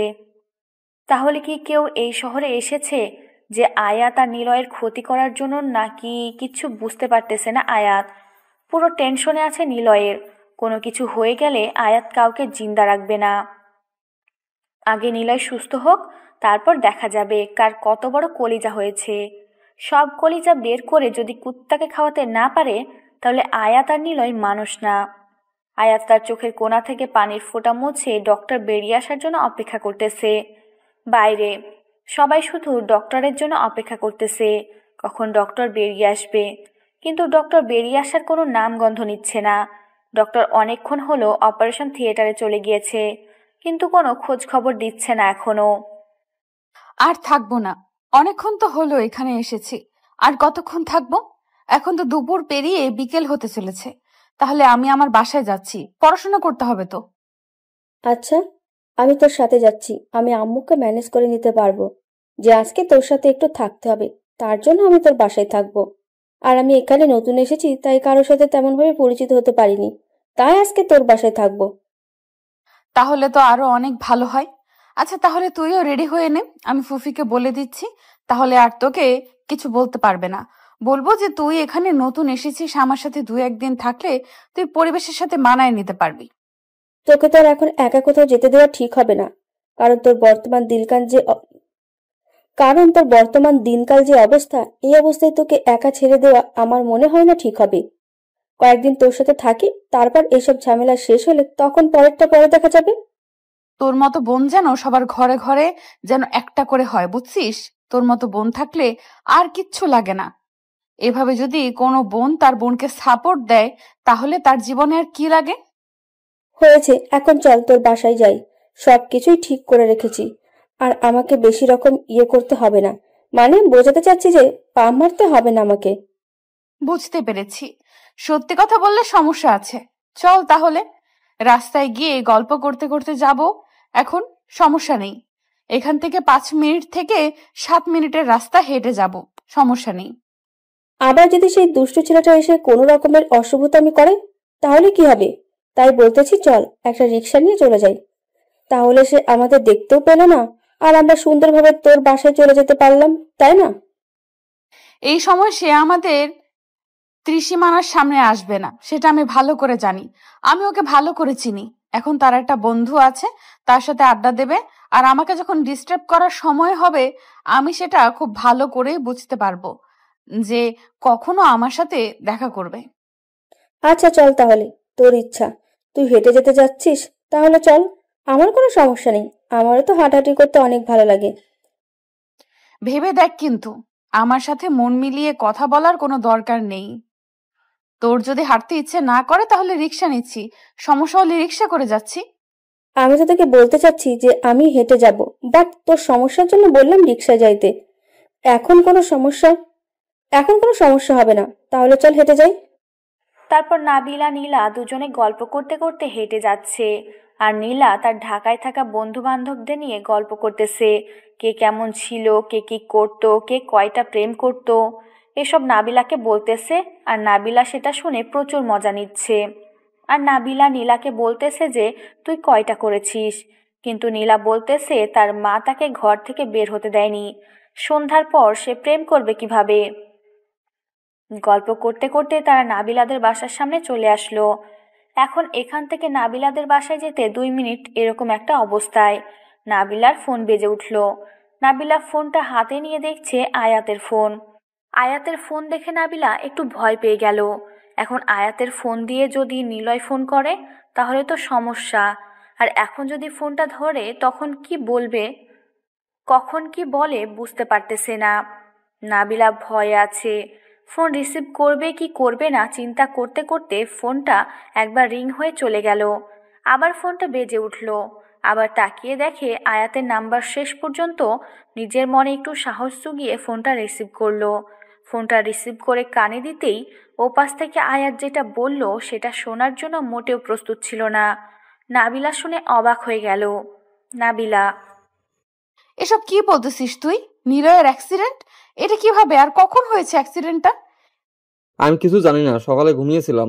নিলয় আমাকে ফোন করলো আর বললো দেখা করতে, আড্ডা দেবে নাকি। আমিও ফ্রেশ হয়ে আসলাম, আর যখন বাসা থেকে বের হলাম তখন তাকে ফোন করলাম যে আমি বাসা থেকে বের হচ্ছি। তখন সবকিছু ঠিক ছিল, কিন্তু আমি সেই জায়গায় উপস্থিত হয়ে দেখি নিলয় পড়ে আছে রাস্তায়। কি বলছিস? তোর মাথা ঠিক আছে? আর সকালে সে আমার সাথে এই অঘটন ঘটিয়ে গেছে, এতক্ষণে হয়তো তোকে সবকিছু বলে দিয়েছে, আমাকে প্রপোজ করেছে ইত্যাদি ইত্যাদি। সকালে এসে আমাকে জোর করে চুম্মা চাট্টি দিয়ে চলে গেছে। আমি রাস্তায় ছিলাম আমার ফুফাতো বোনের সাথে, আমার ফুফাতো বোনের বাসায় যাচ্ছিলাম, তখন দেখা হঠাৎ করে। তখন সে এরকম করে, তারপর চলে গেল, বলল যে সে এসে ডিস্টার্ব করবে। তুই কি আশেপাশে কোনো ছেলেকে দেখেছিস বা এরকম কাউকে দেখেছিস যে তারা তোদেরকে ফলো করতেছে বা নিলয়ের দিকে তাকিয়ে আছে? এরকম কোনো কিছু দেখেছিস, চোখে পড়েছিল তোর? আমি তো চোখ বন্ধ করেছিলাম। আমি তো কি বলবো ভাই, প্রথম কোনো ছেলে আমাকে এভাবে জড়িয়ে ধরে কিস করেছে। আমি তো লজ্জায় শেষ, আর আমার এসব লক্ষ্য করার সময় আছে? আমি তো ভয়ে শেষ। তাছাড়া আমি তো সেই টেনশনে ছিলাম, আমি এদিক ওদিক তাকাইনি তো। এখন কি তুই নিলয়কে দেখতে আসবি নাকি তার উপর রাগ অভিমান করে থাকবি তোর ব্যাপার। আমি জানিয়ে দিলাম, এখন যদি তার জন্য তোর মনে বিন্দুমাত্র ভালোবাসা থেকে থাকে তো এসে দেখতে পারিস। এখনো ডক্টর তার অপারেশন করতেছে। আমি এক্ষুনি যাচ্ছি, আর বাসায় গিয়ে শুধু কিছু টাকা নেব। আমার কাছে কোনো টাকা নেই। আমি আমার ফুফাতো বোন এখন রাস্তায়, আমার ফুফুর বাসা থেকে আসলাম, এখনো বাসায় পৌঁছায়নি। আমি শুধু বাসায় গিয়ে টাকা নিয়ে নিচ্ছি, তুই অপেক্ষা কর, আমি যাচ্ছি।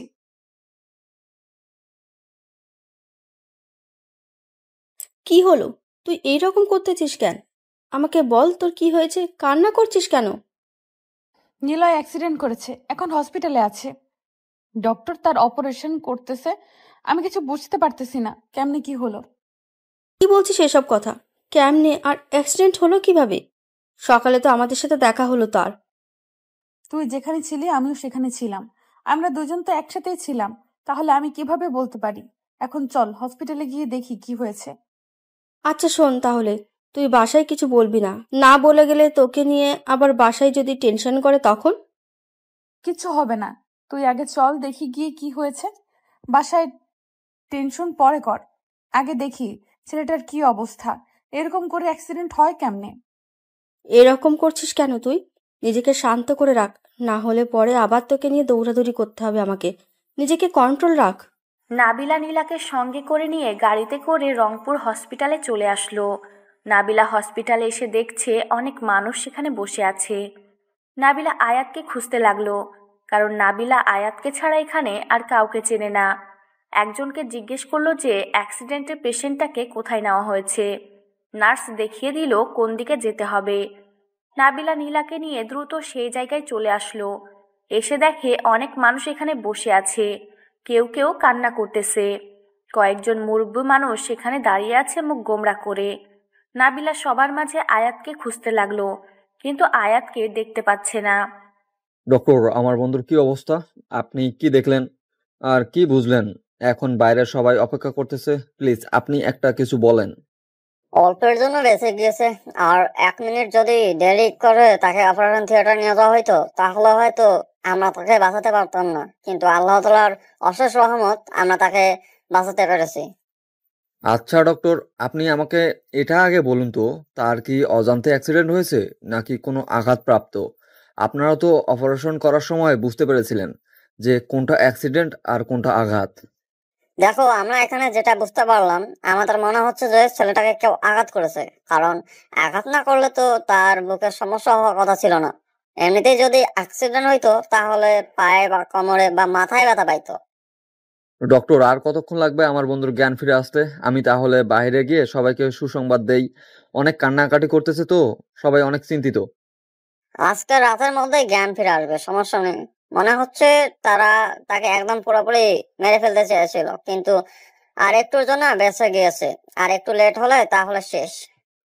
ডক্টর, ধন্যবাদ আপনাকে আমার বন্ধুকে এই পৃথিবীতে বেঁচে থাকার জন্য সাহায্য করার জন্য, আর আল্লাহ তাআলার কাছে লক্ষ কোটি শুকরিয়া, আলহামদুলিল্লাহ। আচ্ছা, তাহলে আপনি এখন বাহিরে গিয়ে সবাইকে জানিয়ে দেন যে রোগী এখন পুরোপুরি ঠিক আছে। আমরা কিছুক্ষণ পর পেশেন্টকে কেবিনে শিফট করব, তখন দেখতে পারবে। আয়াত ডক্টরের কথা মতো সেখান থেকে বেরিয়ে আসলো। আয়াত ভিতরে চলে গিয়েছিল। তার প্রচুর টেনশন হচ্ছিল এতক্ষণ ধরে। ভিতরে কি করতেছে ডাক্তারদেরকে গান দেখিয়ে ভয় দেখিয়ে ভিতরে গিয়েছিল। তারপর ভিতর থেকে খবরটা নিয়ে বাহিরে আসলো। শান্তশিষ্ট স্বভাবে আর আয়াত আর নিলয়ের যে অন্ধকারের একটা গ্রুপ আছে সেটা কেউ জানে না বাহিরের। তাদের পরিবার, তাদের বন্ধু বান্ধব কেউ জানে না। শুধু এটা আয়াত আর নিলয়ের মধ্যেই সীমাবদ্ধ। আয়াত অপারেশন থিয়েটার থেকে বের হয়ে এসে দেখে সবাই অনেক টেনশন করতেছে। নিলয়ের আম্মু বসে এখনো কান্না করতেছে। তাহার জ্ঞান ফিরে এসেছে আবারও। আয়াতকে দেখতে পেয়ে নিলয়ের আম্মু আয়াতকে এসে আবার জড়িয়ে ধরে কান্না করতে লাগলো। তার ছেলের কি হয়েছে না হয়েছে সেটা জানতে চাচ্ছে। ডক্টর তাকে কি বলল না বলল, আর এখনো কেন অপারেশন থিয়েটার থেকে বের হচ্ছে না। তার ছেলের কি কোনো কিছু হয়ে গেল নাকি? এরকম করতেছে কেন তাকে সব জিজ্ঞেস করতেছে। আয়াতকে পাগলের মতো নিলয়ের আম্মুকে জড়িয়ে ধরল। তারপর তার কানে কানে বলল যে তার ছেলে একদম পুরোপুরি ঠিক আছে, তার কোনো সমস্যা হবে না। এই কথা শোনার পর নিলয়ের আম্মু আয়াতকে ছেড়ে দিয়ে আয়াতের হাত শক্ত করে মুষ্টিবদ্ধ করে ধরে একটু মুচকি হাসি দিল। সত্যি বলতেছো? আমার ছেলে ঠিক আছে? আর কি হয়েছে তার? ডক্টর তোমাকে কি বললো? আমি দেখেছি তুমি ডক্টরকে বলে ভিতরে প্রবেশ করেছিলে। আর আমার ছেলের কি অবস্থা এখন? আমার বন্ধুর অবস্থা এখন অনেক ভালো। সে খুব তাড়াতাড়ি ফিরে আসবে আমাদের মাঝে, আর রাতের মধ্যে জ্ঞান ফিরে আসবে। তাই তাকে নিয়ে কোনো টেনশন করার কিচ্ছু নেই। আর সে অন্যমনস্ক হয়ে দাঁড়িয়েছিল, তো তাই হঠাৎ করে পিছন থেকে গাড়ি এসে লাগিয়ে দিয়েছে। দেখে শুনে পাগলটাকে রাস্তায় পার হতে বলেছি, তাও রাস্তার মাঝখানে গিয়ে দাঁড়িয়ে পড়েছিল, তাই না? সুস্থ হয়ে উঠুক, তারপর ওকে বোঝাবো যে এভাবে অন্যমনস্ক হয়ে রাস্তার মাঝে দাঁড়িয়ে থাকার সাহস কি করে হয় তার। আচ্ছা আন্টি, তাহলে এখন আর টেনশন করিয়েন না, এখন গিয়ে বসে থাকেন। একটু পর জ্ঞান ফিরে আসলে তখন আমরা সবাই তার সাথে গিয়ে কথা বলতে পারবো। আর আপনি চাইলে এখন গোসল করে নিতে পারেন। আর আপনি যদি খুব অসুস্থ হন তাহলে গিয়ে একটু গোসল করে নামাজ পড়ে তারপর হসপিটালে আসেন। তুমি একদম ঠিক বলেছো। আচ্ছা, তাহলে তুমি এখানে অপেক্ষা করো, আমি গিয়ে গোসল করে নামাজটা পড়ে আমার ছেলের জন্য দোয়া করি, সাথে তোমার জন্য, কারণ তোমার মতো একটা বন্ধু আছে আমার ছেলের জীবনে। আচ্ছা, তাহলে আপনি এখন যান, আমি এদিকটা সবাইকে বলে দিচ্ছি। না হলে সবাই তো অনেক টেনশনে করতেছে। সবাইকে বলে দেই, টেনশন মুক্ত করিয়ে দেই, তারপর আপনার সাথে গিয়ে বসে গল্প করব। আচ্ছা বাবা, তাহলে তুমি এখানে থাকো, আমি গেলাম এখন। আর একটু পর তোমার সাথে দেখা করতেছি। তুমি এখানেই থাকবে, কিন্তু কোথাও যাবে না আমি না আসা পর্যন্ত। আর কি খেয়েছো না খেয়েছো, তোমার তো চেহারা দেখেই বোঝা যাচ্ছে সকাল থেকে না খেয়ে আছো। একদম টেনশন করবেন না আমাকে নিয়ে, আমি খেয়েছি, সমস্যা নেই। আপনি যান, গোসল শেষ করেন, নামাজ পড়ে আসেন, আমি আপনার জন্য এখানে অপেক্ষা করতেছি। আমি এখান থেকে কোথাও যাচ্ছি না। কথাটা বলে নীলিমা বেগম সেখান থেকে চলে গেল। আর আয়াত সামনের দিকে এগিয়ে এসে সবাইকে সুখবরটা দিয়ে দিল যে নিলয়ের কোনো কিছু হয়নি, একদম ঠিকঠাক আছে। তার অপারেশন ঠিক মতোই হয়েছে। এখন একটু পর তাকে কেবিনে নিয়ে যাওয়া হবে, তখন গিয়ে সবাই দেখতে পারবে। সবাই আয়াতের কথা শুনে নিজের দেহে যেন প্রাণ ফিরে আসলো। বিশেষ করে আসাদ চৌধুরী তার ছেলের এই রকম খবর শুনে অনেক টেনশন মুক্ত হলো। আসাদ চৌধুরী হাসপাতাল থেকে বেরিয়ে গেল, কারোর সাথে কোনো কথা বলেনি। আয়াতকে শুধু বলে গেল যে একটু পরে ফিরে আসবে। কোথায় জানি গেল, আর আঘাত সেদিকে তোয়াক্কা করলো না, কারণ এখন একটু ব্যস্ত থাকতেই পারে। আয়াত সামনের দিকে তাকিয়ে দেখে নাবিলা সেখানে দাঁড়িয়ে আছে। নাবিলার সাথে একটা মেয়ে দাঁড়িয়ে আছে। একটু ভালোভাবে লক্ষ্য করে দেখলো যে গতকাল যে মেয়েটাকে আয়াত আই লাভ ইউ বলেছিল প্রথম দেখাতে, সেই মেয়েটা নাবিলার সাথে। আয়াতের এটা কোনোভাবেই মাথায় ঢুকতেছে নাবিলার সাথে ওই মেয়ের কি কানেকশন থাকতে পারে, কিভাবে তাদের পরিচয়, কিছুই বুঝতে পারতেছে না আয়াত। আয়াত এখন সামনে যাবে নাকি সেখান থেকে পালিয়ে যাবে বুঝতে পারতেছে না। এদিকে নাবিলা দেখে ফেলেছে। নাবিলা আয়াতকে দেখেই ডাক দিয়ে এগিয়ে আসতে লাগলো। আর নীলা সেখান থেকে আয়াতকে দেখে ভয় পেয়ে গেল। এটাই তো সেই ছেলে, এখন কি হবে? এটাই তাহলে নিলয়ের বন্ধু, মানে কি একটা অবস্থা। নিলয়ের বন্ধু নীলাকে ডিস্টার্ব করতেছে, আর নিলয় নাবিলাকে। আজও ব্যাপার ঘটে গেল নীলার সাথে। আমাকে দেখেও না দেখার ভান করে এদিক ওদিক চলে যাওয়ার বাহানা খুঁজতেছিস কিসের জন্য? ব্যাপারটা কি বুঝতে পারলাম না। আর কুত্তাটার খবর কি?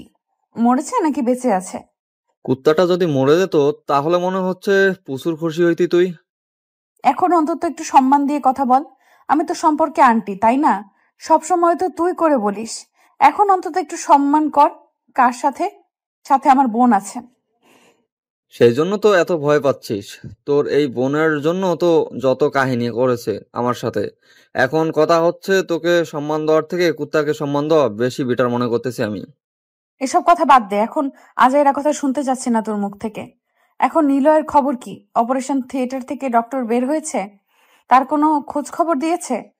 খবর বলতে তাকে কে জানি আঘাত করেছিল, যার জন্য রক্তাক্ত হয়।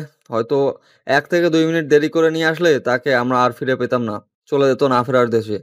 এখন মোটামুটি সুস্থ আছে, একটু পর তাকে কেবিনে নিয়ে যাওয়া হবে, তখন দেখতে পারবো। মরে গেলেই বেঁচে যেতাম, তাহলে কেউ আমাকে ডিস্টার্ব করতে পারতো না। এখন বেঁচে গিয়েছে, এখন তো আবার আমাকে অত্যাচার সহ্য করতে হবে। আর সব থেকে বড় কথা হলো, তাকে কে মেরে ফেলতে চাইবে কে? এই এলাকায় এরকম বুকের পাটা কার আছে? আমি তো সেটাই বুঝতে পারতেছি না, কে এত বড় সাহস করলো। আগে আমার বন্ধুর জ্ঞান ফিরে আসুক, তারপর ব্যাপারটা দেখা যাবে। তোকে একটা কথা বলি, তুই কি সত্যি নিলয়কে ভালোবাসিস? না, বা তোর ভালো লাগে না? দেখ, এসব নিয়ে এখন আমি কোনো কথা বলতে চাই না। এখন এখানে এসেছি তাকে দেখতে। অ্যাক্সিডেন্ট করেছে সে, যতই আমার শত্রু হোক না কেন। আমার তো একদিন না একদিন উপকার করেছে, আমাদের দায়িত্ব আছে তাকে দেখার, তাই না? তোকে একটা কথা বলি, নিলয় কিন্তু তোকে সত্যি সত্যি অনেক ভালোবাসে। তুই তো ভালো করে জানিস নিলয় আমাকে কতটা আপন ভাবে, আর সব সময় সব কথা আমার সাথে শেয়ার করে। অনেক দিন ট্রাই করেছে তোকে এই কথা বলবে না, তোর থেকে দূরে থাকবে, তোকে ভুলে যাবে। তার জন্য কত কি করেছে। তোর সামনে গত 15 দিন যাবৎ সে যায় না ঠিক মতো, কিন্তু হঠাৎ করে তার কি যে হয়ে গেল, নিজেকে আর কন্ট্রোল করতে পারেনি, তাই তোকে বলে দিয়েছে। আমাদের সম্পর্কটা দিকটা দেখতে হবে না? আমাদের সম্পর্ককে আমরা কিভাবে এরকম একটা সম্পর্ক করতে পারি বল? আর বিয়ে করা মানে কি বুঝতে পারতেছিস? আর তোকে আমি কি বলবো, তোর জীবন, তুই যদি এখন বলিস যে আমার বন্ধুকে তোর ভালো লাগে না, তোর সম্পর্ক এসব কোনো কিছু ম্যাটার করে না, ওরা তোদের মতো লাইফ এনজয় করবি, বাকিরা বাকিদের মতো কথা বলে যাবে, এটাই স্বাভাবিক, এটাতে কোনো ম্যাটার করে না। এখন এসব নিয়ে বকবক করতে পারবো না তোর সাথে। চুপ করে থাক। তুই যদি আর একটা বিষয় নিয়ে কথা বলেছিস তাহলে কিন্তু তোকে থাপ্পড় দিয়ে এখান থেকে পাঠিয়ে দেবো বাসায়। চুপচাপ থাকবি, আমাকে আমার মতো এখানে থাকতে দে। টেনশনে আছে এমনিতেই। তোর আবার কি নিয়ে টেনশন হচ্ছে? তুই তো এক্ষুনি বললি যে আমার বন্ধু মরে গেলে তোর ভালো হইতো। এই কথাটা বলতে তোর একটুও বুক কেঁপে উঠলো না? কিভাবে কথাটা বলতে পারলি তুই? আর কি বলবো তোকে? আচ্ছা, তোর যা মন চায় তুই তাই কর, আমি যাচ্ছি। কোথায় যাচ্ছিস? আমাকে সঙ্গে করে নিয়ে যা। আমি দেখি তোর বন্ধুর কি অবস্থা। এখন তো মনে হয় কেবিনে শিফট করে দিয়েছে। তোকে দেখতে হবে না, তুই চলে যেতে পারিস। আমার বন্ধুর প্রতি যেহেতু তোর কোনো মায়া নেই, আমার মতে তার থেকে দূরে থাকাই উচিত তোর। বেশি বকবক করবি না, মাথা গরম আছে। এখন ন্যাকামি একদম করবি না। আচ্ছা চল, আমি তোকে নিয়ে যাচ্ছি, কিন্তু বেশি বকবক করবি না। তোর কোনো কথার উত্তর দিতে আমি পারবো না আর। একটা কথা কি শোন, আমাদের ফ্যামিলি নিলয়ের ফ্যামিলির তুলনায় কিচ্ছু না। তাই আমি চাই না গরিব বড়লোকের মাঝে একটা সম্পর্ক তৈরি করতে। সারা জীবন এরকম সম্পর্ক দেখেছি, বাট একটা সম্পর্ক টিকে থাকেনি। এত বাহানা কথা আমি শুনতে পারবো না। তুই যদি নিলয়কে পছন্দ করে থাকিস তাহলে আমি সবকিছু ব্যবস্থা করব। আর তুই যেটা ভাবতেছিস সবাই কিন্তু এক হয় না, কথাটা মাথায় রাখিস। আসলে আমি কনফিউশনের মধ্যে আছি, কি করব না করব বুঝতে পারতেছি না। আমি কোনটা করলে আমার জন্য ঠিক হবে বা কোনটা বললে আমার জন্য ভুল হবে, আমি এটাই সিদ্ধান্ত নিতে পারতেছি না। এত টেনশন করতে হবে না তোকে, নিলয়ের পরিবারকে আমি ভালো করে চিনি। যদি তোকে কেউ কিছু কটাক্ষ করে কথা বলে, আমি তার বিরুদ্ধে কথা বলবো। তোকে কিচ্ছু বলতে হবে না, তুই শুধু আমাকে বলবি, আমি আর নিলয় তাকে উচিত শিক্ষা দেবো, সমস্যা নেই। নীলয়ের বাবা যদি আমাকে মেনে না নেয় আর আমাদের সম্পর্কটা তো অন্য আর সমাজের লোকে যদি শুনে, তাহলে কি হবে? তাদের মান সম্মান থাকবে? সেটা আমি দেখে নেবো। এখন চল, এই যে ডক্টররা বেরিয়ে গেল, তার মানে নিলয়কে এখন রুমে নিয়ে যাওয়া হয়েছে। নাবিলা আর আয়াত সাথে নীলা তিনজনে একসাথে চলে আসলো। এসে দেখে রুমের ভেতর অনেক মানুষ জমা হয়েছে। তাই আয়াত ভেতরে চলে গেল না এখন, কারণ সবাই একটু আধটু কথা বলতেছে। ডক্টর এসে সবাইকে বের করে দিল। তারপর সবাই এক এক করে চলে গেল। একদম ফাঁকা হয়ে গেল। আয়াত রুমের ভেতর প্রবেশ করে দেখে নিল নিলয় আয়াতের দিকে তাকিয়ে আছে অন্যরকম চাহনি দিয়ে। আয়াত কিছু বলতে পারতেছে না নিলয়ের অবস্থা দেখে। আয়াতের যে কতটা মনের ভিতর কষ্ট লাগতেছে সে প্রকাশ করছে না, কিন্তু মনের ভিতর যেটা শুরু হয়ে গিয়েছে সেটা আয়াত বুঝতেছে। তারপর নিলয়ের সাথে আয়াত কোনো কথা না বলে নাবিলাকে ডাক দিল। নাবিলাকে সেখানে দেখে নিলয় অবাক হয়ে গেল। আমার সাথে কোনো কথা বলতে হবে না, আমি এখন বাইরে যাচ্ছি। নাবিলা এখানে এসেছে, তোরা দুজনে একসাথে কথা বলতে থাক। তোদের কোনো সমস্যা থাকলে মিটমাট করে নিতে পারিস। সুস্থ হলে তোদের বিয়েটা হচ্ছে, এখন বাকি সব কিছুতেই কথা বলে নিতে পারিস। কি আবোল তাবোল কথা বলছিস? মাথা ঠিক আছে তোর? কি উল্টোপাল্টা কথা বলতেছিস? একটা থাপ্পড় দেব, জানিস? যা এখান থেকে। আমি ভালো করে জানি, আর এখানে আমার কোনো কাজ নেই, তাই আমি এখান থেকে চলে যাচ্ছি। এই যে মিস, আপনি আমার সাথে আসেন, আপনার সাথে আমার কথা আছে, আপনার এখানে কোনো কাজ নেই। তুই একটু তার সাথে গিয়ে বাইরে থাক, আমার জন্য অপেক্ষা কর। আমি একটু কথা বলে বাইরে যাচ্ছি, 2 মিনিট সময় নিচ্ছি। তুই তাতে একটু আয়াতের সাথে থাক, আমি একটু কথা বলে বাইরে যাচ্ছি। নীলা তো অনেক ভয় পাচ্ছে, কিন্তু কিছু করার নেই। এই অবস্থায় তো নাবিলাকে এই কথাগুলো বলা সম্ভব না। আর নীলা ভয় পেলেও তাকে এখন আয়াতের সাথে যেতে হবে বাধ্যতামূলক। আয়াত একটা মুচকি হাসি দিয়ে নীলাকে নিয়ে বাইরে চলে গেল আর বাইরে থেকে দরজা লাগিয়ে দিল। আর নাবিলাকে বলল যেন দরজাটা লাগিয়ে দেয়, যাতে করে ডিস্টার্ব করতে না পারে তার জন্য। আর নাবিলা সেখানে বসে আছে চুপচাপ, আর নিলয়ের দিকে এক দৃষ্টিতে তাকিয়ে আছে। আর নিলয় নাবিলার দিকে এক দৃষ্টিতে তাকিয়ে আছে। কেউ কোনো কথা বলতেছে না, দুজনেই রোবট। নাবিলা তাকিয়ে থাকতে থাকতে হঠাৎ করেই কান্না করে দিল, যেটার জন্য নিলয় মোটেও প্রস্তুত ছিল না। যে মেয়েটা তাকে সহ্য করতে পারে না, সেই মেয়েটাকে কান্না করতেছে, ব্যাপার কি? এটা তো মোটেও ঠিক হচ্ছে না। নিলয় কি বলবে না বলবে ভেবে পাচ্ছে না। এখন সে উঠে এসে বসবে সেই শক্তিটাও নেই, তার শুয়ে থাকা ছাড়া উপায় নেই।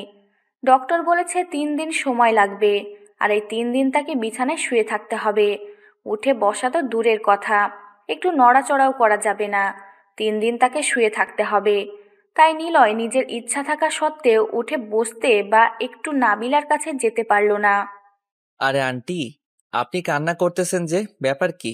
আপনার তো চোখে পানি মানায় না। তুই এভাবে কথা বলবি না আমার সাথে, কুত্তা। এভাবে বেঁচে আছিস কেন? মরে গেলেই তো পারতি, তাহলে তো আমি সব ঝামেলা থেকে মুক্তি পাইতাম। তাই নাকি? এই কথা আগে বলবেন না যে আমি মরে গেলে আপনি শান্তিতে বা খুশিতে থাকতে পারতেন, তাই না? তাহলে আমি একদম পুরো কিভাবে মরে যাওয়া যায় সেই চেষ্টাটাই না হয় করতাম। হয়েছে, আর কথা বলতে হবে না। তুই মরে গেলে আমার কেউই তো আমাকে জ্বালাতন করতে পারবে না। কেউ বউ বলে ডাকতো না। আমি কি বলবো? তোর যখন খবর শুনেছি তখন আমার ভেতরটা ভেঙে গিয়েছিল। কেন? আমি আপনার কি হয়েছে? আমি মরে গেলে, আমার কোনো কিছু হলে আপনার হৃদয় ভেঙে চুরমার হবে? আমি তো আপনার কিছুই না। আপনি তো আমাকে বলেছেন। বেশি বকবক করবি না, সব কথা মুখ দিয়ে বলতে পারবো না। বুঝে নিলে নে, না নিলে চুপচাপ এখানে শুয়ে আছিস শুয়ে থাক। বেশি কথা বলবি না, মাথা গরম আছে কিন্তু। আচ্ছা, তাহলে আমি আয়াতকে বলে দিচ্ছি বিয়ের বন্দোবস্ত করতে। যত প্রকার আয়োজন আছে সব হবে আমাদের বিয়েতে। আমি আয়াতকে বলতেছি, সবকিছু সে করে দিবে। শখ দেখে বাঁচি না। উনি বিছানা ছেড়ে উঠতে পারে না, আবার বিয়ের জন্য পাগল। কি বলবো? যা ইচ্ছা তাই বলে দিচ্ছে। মাথা পুরো নষ্ট হয়ে গিয়েছে নাকি? এসব হয়েছে আপনার জন্য। আপনাকে ভালোবাসার পর থেকে না সবকিছু আমার উল্টাপাল্টা হয়ে গিয়েছে। কেন আপনি আমার সামনে এসেছিলেন বলেন তো? এই হরিণ দুটো টানা টানা চোখ, চোখের কাজল, হালকা মেকআপ, পুরো পরীর মতো কে বলেছিল আপনাকে আমার সামনে নিয়ে আসতে? এত সুন্দর করে আল্লাহ তাআলা এত সুন্দর করে সৃষ্টি করেছে যে আপনাকে দেখে আমি মুগ্ধ। আপনাকে ছাড়া আমি সারা জীবন থাকতে পারবো না, আমার পক্ষে সম্ভব না। এত সুন্দর দুষ্টু মিষ্টি চেহারা আমার থেকে বয়সে সিনিয়র, একটু ভালোবাসা পাবো, একটু শাসন পাবো, তার থেকে কি মজা। খুব মজা, তাই না? বিয়েটা আগে হতে থে, তারপর দেখ তোর কি অবস্থা করি। বলতেছি না, শাসন করবে, আদর করবে, দুষ্টু মিষ্টি খুনসুটি করবে, সব হবে। কিন্তু যখন বিয়েটা হয়ে যাবে না, তখন বুঝতে পারবি যে আমি কি জিনিস। খুব তো আমাকে বিয়ে করার ইচ্ছা, তাই না? দেখা যাবে। আমিও তো সেটাই দেখতে চাই যে কত সুন্দরভাবে আমাকে পরিপাটি করে রাখে আমার সিনিয়র আন্টি বউ। আমিও সেটাই দেখতে চাই। আর একটা কথা, কি মনে করে আপনি রাজি হয়ে গেলেন এটাই বুঝলাম না এত তাড়াতাড়ি। আমি তো ভেবেছিলাম 1 বছর আপনার পিছনে ঘুরতে হবে। অ্যাক্সিডেন্টটা না করলে 1 বছর কেন, 5 বছর তোরে আমার পেছনে ঘুরাইতাম, বুঝছিস? অ্যাক্সিডেন্ট করেছে বিধায় নিজেকে আর কন্ট্রোল করতে পারলাম না, তাই বলে দিলাম। ধন্যবাদ ভাই তোদেরকে, তোরা যদি আমাকে এভাবে অ্যাক্সিডেন্ট না করতে তাহলে হয়তো আমি আমার ভালোবাসাকে পেতাম না। তাদেরকে কাছে পেলে কি যে একটা ভালোবাসা দিব যেটা বলার বাহিরে। আর একটা কথা, তোকে নাকি পেছন থেকে কেউ ধাক্কা দিয়েছে। আয়াত আমাকে বলল তোর এলাকায় কোনো শত্রুর অভাব নেই, কখন জানি মরে পড়ে থাকিস। আমাকে সারা জীবন কষ্ট পাইতে হয়। এত সহজে হলে তো হয়েই যেত। আর আমি এখন একটু কথা কম বলতেছি, কারণ তাড়াতাড়ি আমাকে সুস্থ হতে হবে। আর ডক্টর বলছে কথা কম বলতে। তুমি একটু চুপচাপ আমার পাশে শুয়ে থাকো, আমার এখানে আসো, আমার মাথায় হাত বুলিয়ে দাও। আমি এসব কিছু করতে পারবো না। এখন যেটা বলেছি সেটা শুনে খুশিতে ঘুমিয়ে পড়। কোনো কথা হবে না। আমি এখন বাড়িতে যাচ্ছি। এটা কোনো কথা হলো? এটা তো স্বার্থপরের মতো কথা হয়ে গেল, তাই না? আমাকে একা রেখে বাইরে যাবে, থাকতে তো পারবে না। তাই এখানেই থাকো, সমস্যা নেই, কেউ ডিস্টার্ব করবে না। আচ্ছা থাকবো, কিন্তু একটা শর্ত আছে। বেশি বকবক করবি না, এখন ঘুমিয়ে পড়বি। আর যদি ঘুমিয়ে না পড়েছিস তাহলে কিন্তু আমি এখান থেকে চলে যেতে বাধ্য হব। তখন এমনিতেই ঘুমিয়ে যাবি। আচ্ছা, কথা দিলাম আমি এখন ঘুমিয়ে যাব। আমার ঘুম পাচ্ছে। তুমি এখনো বসে থাকো, কারণ বাহিরে গিয়ে থাকতে পারবে না, বারবার আমাকে দেখতে মন চাইবে। আমি সেটা ভালো করে জানি। তোমার চোখ স্পষ্ট আমাকে সাক্ষী দিচ্ছে। তুই তাই এখানেই থাকো, ভালো হবে। আমি ঘুমিয়ে যাই, তুমি আমাকে দেখতে থাকো। অনেক হয়েছে চাপা মারা, এখন শুয়ে থাক, বেশি বকবক করিস না। তোকে দেখতে হবে এমন কোনো কথা নেই। আমি এখন বাসায় যাইতাম, কিন্তু তুই রিকোয়েস্ট করতেছিস তার জন্য থেকে গেলাম। নিলয় আর কোনো কথা না বলে মুচকি একটা হাসি দিয়ে চোখ বন্ধ করে নিল। নাবিলা নিলয়ের মাথার কাছে গিয়ে বসে পড়ল আর নীরব দৃষ্টিতে দেখতে লাগলো যে ছেলেটা সারাক্ষণ এদিক ওদিক ছোটাছুটি করে বের হইতো। এলাকায় কোথাও কোনো ঝামেলা হলে সেখানে গিয়ে উপস্থিত হয়। আজকে সেই ছেলেটাই অসুস্থ হয়ে শুয়ে আছে। নাবিলা কখনো কল্পনাও করতে পারেনি যে আজকে সুস্থ সবল একটা মানুষকে সে সকালে দেখলো, দুপুরের পর তাকে হসপিটালে দেখতে হবে। নাবিলা শুধু একটা কথাই চিন্তা করতেছে, যদি তার কোনো শত্রু তৈরি হয় তাহলে তো তাকে সবসময় নিরাপত্তার মধ্যে থাকতে হবে। তাই নাবিলা রাজি হয়ে গেল যে ছেলেটার যাতে করে কোনো কিছু না হয়ে যায়, এজন্য বিয়ের জন্য রাজি হলো।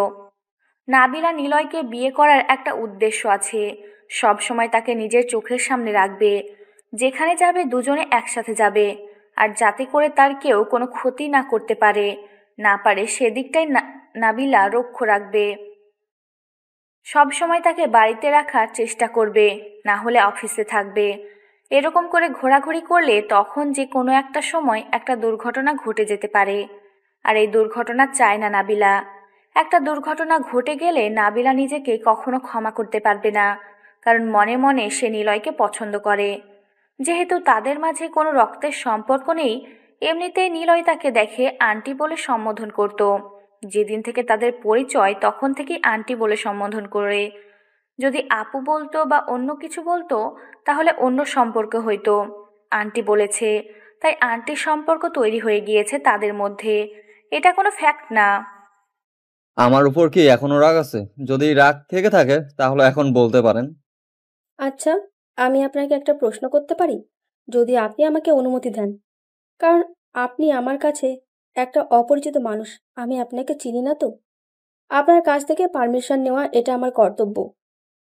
আপনি তো একটা কথা জিজ্ঞেস করবেন, সেটার জন্য আবার অনুমতি নিতে হয়? আপনি বলতে পারেন, সমস্যা নাই, যে কোনো প্রশ্ন করতে পারেন, আমি সব প্রশ্নের উত্তর দিতে রাজি। কথা হচ্ছে এটা যে আপনি আমাকে প্রথম দেখাতে কিভাবে প্রপোজ করতে পারেন? আপনি তো আমাকে চেনেন না, জানেন না, হঠাৎ করে একটা মেয়েকে দেখলেই প্রপোজ করতে হবে? এরকম কাজ কতটা মেয়ের সাথে করেছেন?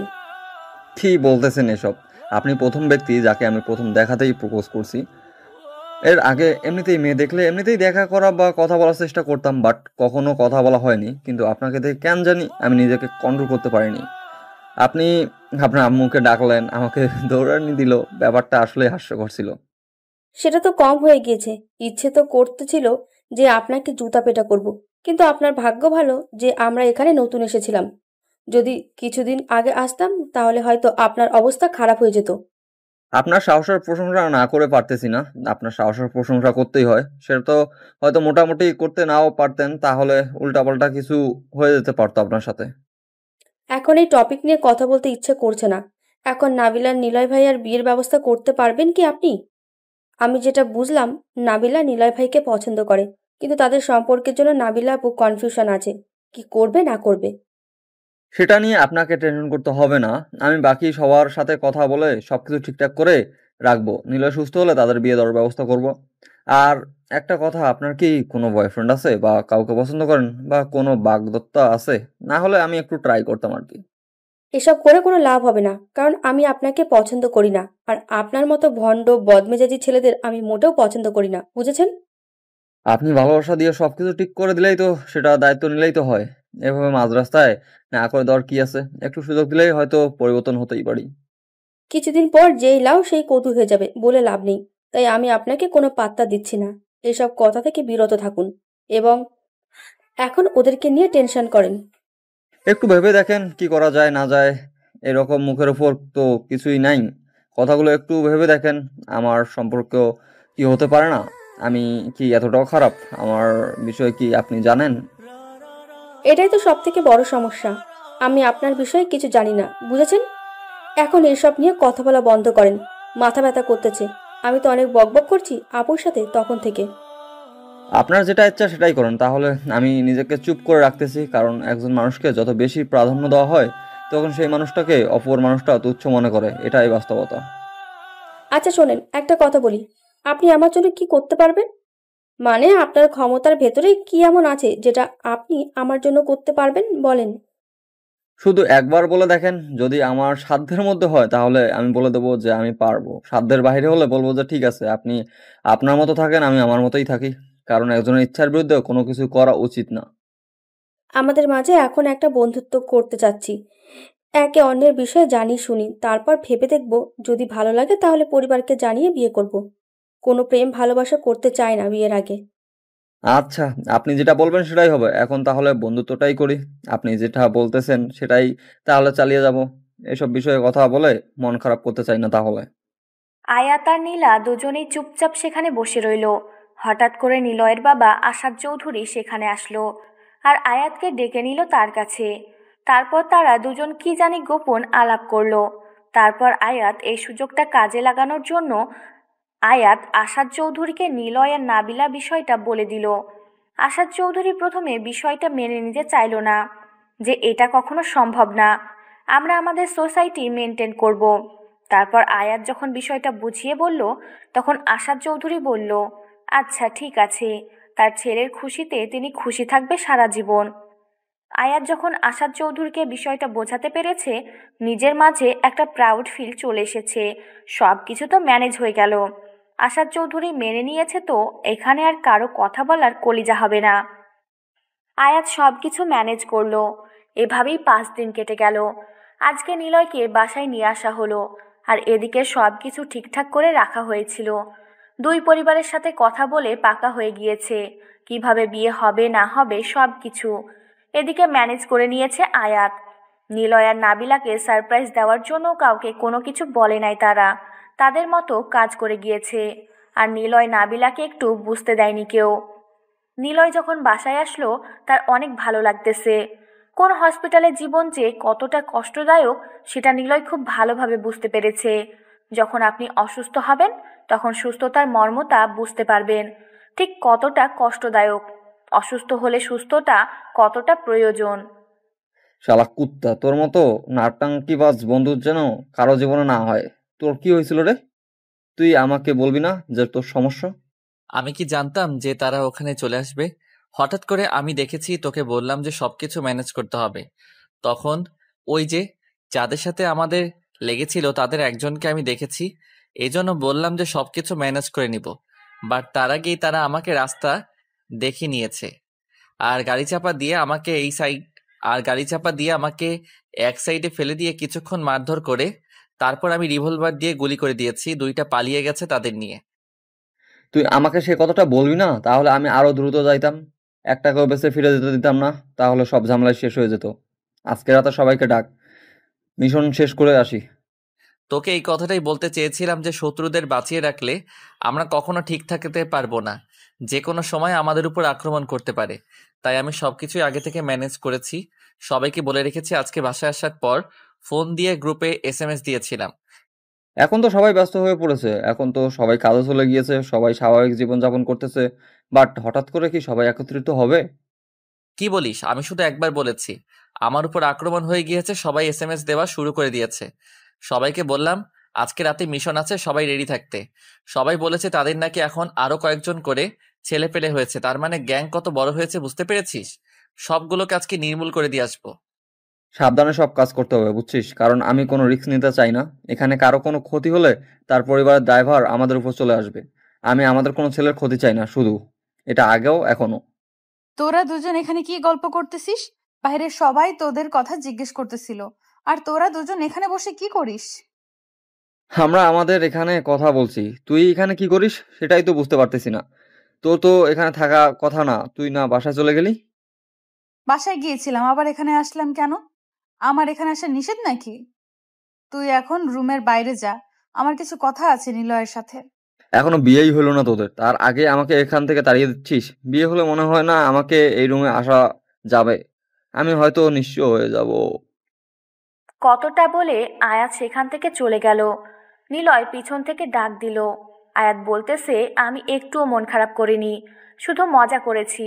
আর নিলয় বলল, আচ্ছা, একটু পর তোকে আমি ডাকবো, কি কথা আছে আগে শুনি, তারপর তোকে ডাকতেছি। আয়াত বলল, ঠিক আছে, আমি আন্টির কাছে যাই, তার সাথে আমার কিছু কথা আছে, তো আমি আবার কাজগুলো শেষ করি, তোরা দুজন আড্ডা দে। এই কথা বলে আয়াত চলে গেল। বাহির থেকে দরজা লাগিয়ে দিল। নাবিলা নিলয়ের কাছে বসে পড়ল। নিলয়ের একটু লজ্জা লাগতেছে, কেন জানি বুঝতে পারতেছে না। হঠাৎ এইভাবে দুজন মানুষ কেউ নেই, নাবিলা চুপচাপ আছে। সেটা দেখে নিলয় ভাবল যে কি কথা আছে, আর এখন চুপচাপ করে আছে, বিষয়টা বুঝতে পারল না নিলয়। কি হলো? এখন চুপ করে আছো কিসের জন্য? বলো, তোমার কি কথা আছে? আমি তোমার সব কথাই শুনতে চাই, সমস্যা নেই। কথা হচ্ছে যে আমাকে তুমি বিয়ে করবে আর আমি তোমাকে বিয়ে করব, কিন্তু কিছু শর্ত তোমাকে মেনে চলতে হবে। শর্তগুলো তুমি যদি না মেনে চলো তাহলে আমি তোমাকে বিয়ে করতে পারবো না। আচ্ছা, যেহেতু ভালোবেসেছি তার মানে তোমার দাও আচ্ছা যেহেতু ভালোবেসেছি তার মানে তোমার দেওয়া নিয়মগুলো মানতে আমার কষ্ট হবে না, সবকিছু মেনে নিতে পারবো। ভালোবাসার জন্য সবকিছু স্যাক্রিফাইস করা যায়, সমস্যা নেই। স্যাক্রিফাইস করতে হবে কিনা জানি না, কিন্তু কয়েকটা নিয়ম দেব যেটা তোমাকে মেনে চলতে হবে। তার জন্য তুমি যদি স্যাক্রিফাইস করতে চাও করতে পারো, সমস্যা নেই, বাট আমার নিয়মগুলো তোমাকে মেনে চলতে হবে, না হলে আমি তোমার জীবনে থাকতে পারবো না।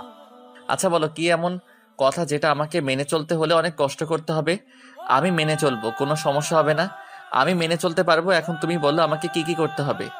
তেমন কিছু না, জাস্ট আমাকে না বলে বাহিরে যাওয়া যাবে না, আর অতিরিক্ত বাহিরে আড্ডা দেওয়া যাবে না। আর যেখানে যাবে এখন থেকে আমি তোমার সঙ্গে যাব, কারণ আমি তো অন্য কেউ না, তোমার জীবনের একটা অংশ, তাই না? আর আমাকে সঙ্গে করে নিয়ে যাওয়া যাবে। আর এখন থেকে নিয়মিত অফিসে যেতে হবে, কারণ বিয়ের পর তো কিছুদিন পর বাচ্চা হবে, 2-3 বছর পর সংসার চালানোর জন্য কিছু টাকা পয়সা দরকার। তার মানে তোমাকে এখন থেকে অফিসে যেতে হবে, নিয়মিত সব কাজ ঠিকঠাক মতো করতে হবে। আর অতিরিক্ত বন্ধু বান্ধবের সাথে আড্ডা দেওয়া যাবে না, কারণ তখন তোমার মাথায় অন্য কিছু চলে আসবে। আর আমি চাই না তোমার কোনো ক্ষতি হয়ে যাক, তাহলে আমি পৃথিবীতে বেঁচে থাকতে পারবো না। আচ্ছা, আমি তোমার সব কথাই মেনে নিলাম, তোমার সব কথাই মাথায় থাকবে। তুমি যেটা বলেছো আমি সবকিছু মেনে চলবো, বাট আমার কিছু সময় লাগবে। সময় ছাড়া তো এগুলো একেবারে চেঞ্জ করা যায় না। আচ্ছা, তোমার যত সময় লাগে নিতে পারো, বাট 10 দিনের বেশি আমি তোমাকে সময় দিতে পারবো না। একটা মানুষের অভ্যাস পরিবর্তন করতে 10 দিনই যথেষ্ট। আচ্ছা, আমি এই 10 দিনের ভিতরে সবকিছু ঠিকঠাক করে আমি তোমার বাধ্যবাধকতা হয়ে থাকবো। তুমি যেটা বলবে সেটাই হবে, কিন্তু আমাকে ছেড়ে যাওয়ার চিন্তা করিও না, তাহলে আমি শেষ। আচ্ছা, তাহলে এখন আমি যাচ্ছি, পরে এসে তোমার সাথে কথা হবে। এখন আমাকে একটু বাসায় যেতে হবে, আম্মু বাসায় একা। যাও তাহলে, আমার কিছু টুকটাক কাজ বাকি আছে, তো আমি সবগুলো শেষ করে নিচ্ছি কাজগুলো, তারপর পুরো সময়টা তোমাকে দেব, আর অন্য কারোর জন্য না। তারপর নাবিলা সেখানে থেকে চলে গেল। আর এদিকে নিলয় আয়াতকে ডাক দিয়ে সবাইকে একত্রিত করে নিল। সন্ধ্যা হয়ে গেছে, এখন বেরিয়ে পড়বে। কাজ শেষ করে ফজরের পর তারা এই শহরে ফিরে আসবে। যেইভাবে প্ল্যান ছিল ঠিক সেইভাবেই সবাই বেরিয়ে পড়ল।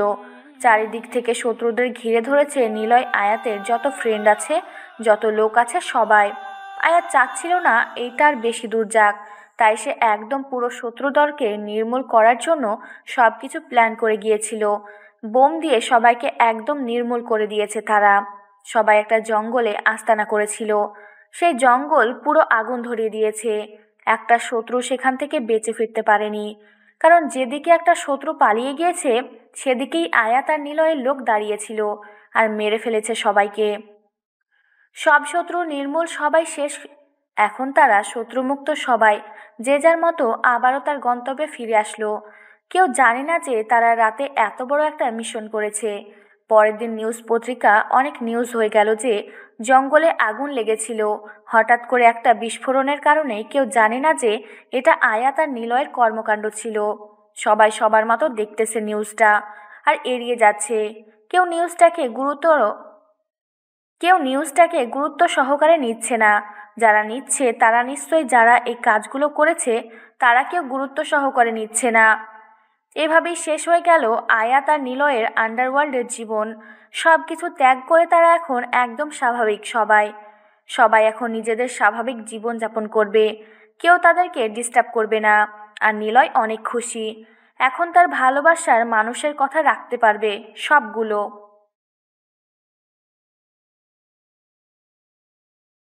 আজকে নিলয় আর নাবিলার বিয়ের সব আয়োজন ধুমধাম করে শুরু করে দিয়েছে। নাবিলার বাড়িতে নাবিলার কাজিনরা এসে ভরপুর, বিয়ের আনন্দ শুরু করে দিয়েছে।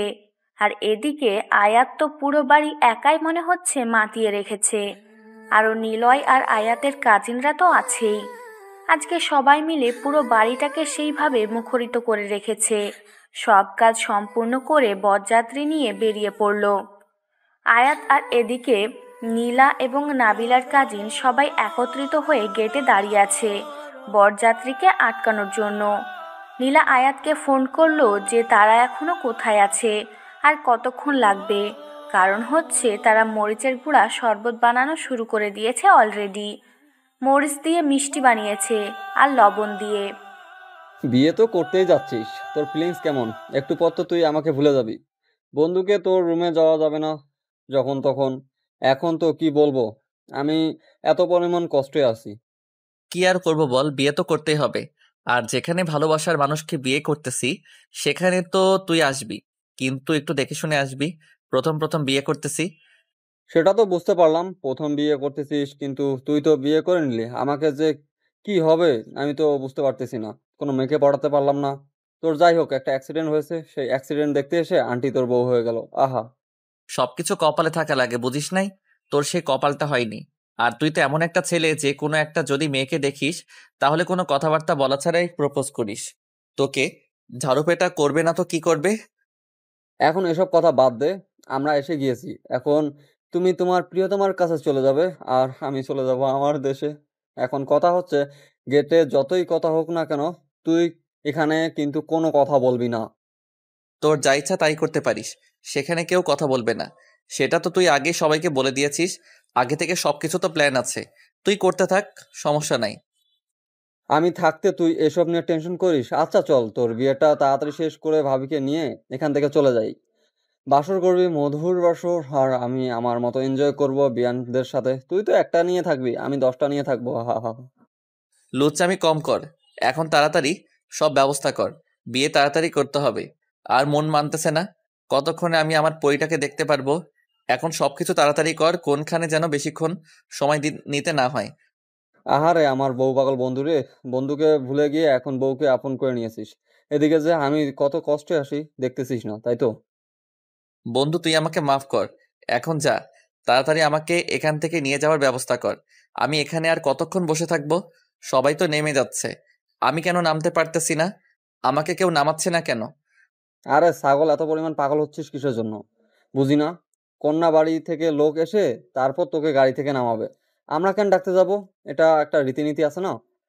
তারপর নাবিলার বাসা থেকে কয়েকজন লোক এসে, মানে মুরব্বি লোক এসে নিলয়কে গাড়ি থেকে নামিয়ে নিল। তারপর নিলয়কে ধরে সেখানে গেল। আর আয়াতও নিলয়ের সাথেই আছে। তারপর গেটে গিয়ে দেখে নিলা আর অনেকগুলো মেয়ে। আয়াত কি বলবে, তার চোখ ঝলসে যাচ্ছে। এতগুলো সুন্দরী, ময়দা সুন্দরী, লবণ সুন্দরী, মরিচ সুন্দরী, সুন্দরীদের একাকার হয়ে গিয়েছে। কেউ বেশি কেউ কম লাগিয়েছে। কি বলবে আয়াত, কোনো কিছু খুঁজে পাচ্ছে না। চুপচাপ দাঁড়িয়ে পড়ল। নীলাকে দেখে তো আয়াতের অবস্থা শেষ, একদম পরীদের মতো লাগতেছে। হালকা মেকআপ করেছে, হালকা একটু সেজেছে, একটা শাড়ি পরেছে। বিশ্বাস করেন ভাই, আয়াতের অবস্থা একদম শেষ। আয়াত সামনে গিয়ে দাঁড়িয়ে পড়ল আর আয়াতের পিছনে নিলয়কে রাখলো, যাতে করে কোনো কিছু সহজে খাইয়ে দিতে না পারে। আপনারা এসব কি নাটক শুরু করেছেন বুঝতেছি না তো। এত নাটক করার কি আছে? বরযাত্রী নিয়ে এখান থেকে ঘুরে যাব নাকি? এবার আটকে রাখছেন কিসের জন্য? এটা একটা বিয়ের নীতি, আর সেই নীতি অবলম্বন করতেছি। আর আপনি এইভাবে কথা বলতেছেন কিসের জন্য বুঝতেছি না তো। আপনার সাহস তো কম না। আমাদের দুলাভাই কই? আমাদের দুলাভাইকে সামনে নিয়ে আসুন, আমরা তাকে মিষ্টি মুখ করাবো। এত সহজ হলে তো হয়ে যেত। আমি আগে সবকিছু ট্রাই করব, তারপর আমার বন্ধু খাবে, বুঝছেন আপনারা? আমি সবকিছু আগে খাবো, তারপর আমার বন্ধু খাবে, না হলে কোনো খাওয়া দাওয়া হবে না। আপনাদের কি চাওয়া পাওয়া আছে? বলেন, আমরা পূরণ করতে পারলে করব, না পারলে আপনাদেরকে এখান থেকে তুলে নিয়ে যাব। আমরা যদি আমাদের দুলাভাইকে খাওয়াতে না পারি, তাহলে আমরা আমাদের চাওয়া পাওয়া কেমনে চাইবো? আপনি কি বুঝে অবুঝের মতো ব্যবহার করতেছেন? আমাদের দুলাভাইকে তো আমাদের মিষ্টিমুখ করাতে হবে, আর তার জন্য আমরা শরবত বানিয়েছি। আমাকে কি পছন্দ হয় না? আমি আগে খাবো, তারপর আমার বন্ধু খাবে। আমি টেস্ট করব, তারপর সেখান থেকে আমার বন্ধু খাবে। ঝামেলা শেষ। আপনাদের বিশ্বাস নাই, সবগুলো লাল টকটক হয়ে আছে। এগুলো মরিচ ছাড়া কিচ্ছু না। আপনারা আগে খান, তারপর আমার বন্ধু খাবে। সমস্যা নেই, আমাকে যদি খেতে না দেন। এত ঝগড়া করতে পারবো না আমরা। দুলাভাইকে চাই আপনি সামনে থেকে সরে দাঁড়ান। আপনার সাথে আমরা কথা বলতে চাই না। কি মেয়েরা, কি হচ্ছে এসব? সবাই চিল্লাচিল্লি শুরু করে দাও। আমাদের দাবি মানতে হবে, মানতে হবে, আমাদের দাবি মানতে হবে। সবাই অনেক জোরে জোরে চিল্লানি শুরু করে দিল। এবার মহাবিপদে পড়ে গেল আয়াত আর নিলয়। নিলয় পিছন থেকে আয়াতকে খোঁটা দিচ্ছে, যাতে করে সব ঝামেলা শেষ করে নেয়। আর মিষ্টিগুলো দেখে মনে হচ্ছে সবগুলো মরিচ দিয়ে ভরিয়ে রেখেছে। আর শরবতের কথা কি বলবে? এগুলো যদি এখন নিলয় খায়, তাহলে তো বিয়ে করা দূরের কথা, এখান থেকে পালিয়ে যেতে হবে। আর এগুলো কোনোভাবেই যেন নিলয়কে খাওয়াতে না পারে, তার জন্য আয়াত একটা ফন্দি বের করলো। আয়াত হঠাৎ করে ধাম করে টেবিলের উপর পড়ে গেল আর নিজের জামা কাপড় নষ্ট করে ফেললো। আর সবাই এটা দেখে মনে করলো সিরিয়াসলি কিছু একটা হয়ে গেল।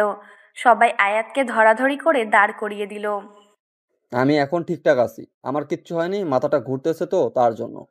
এখন বলেন, আপনাদের এসব নষ্ট করে ফেললাম, আপনাদের তো এখন ক্ষতিপূরণ দিতে হবে।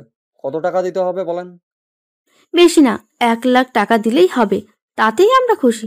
আপনারা আমাদের হাতে 1 লাখ টাকা দেবেন, তারপর আমরা বরকে ভেতরে যেতে দেব। দেখেন, আমরা এতগুলো টাকা দিতে পারবো না, আমরা গরিব মানুষ। আমরা এখান থেকে চলে যাচ্ছি।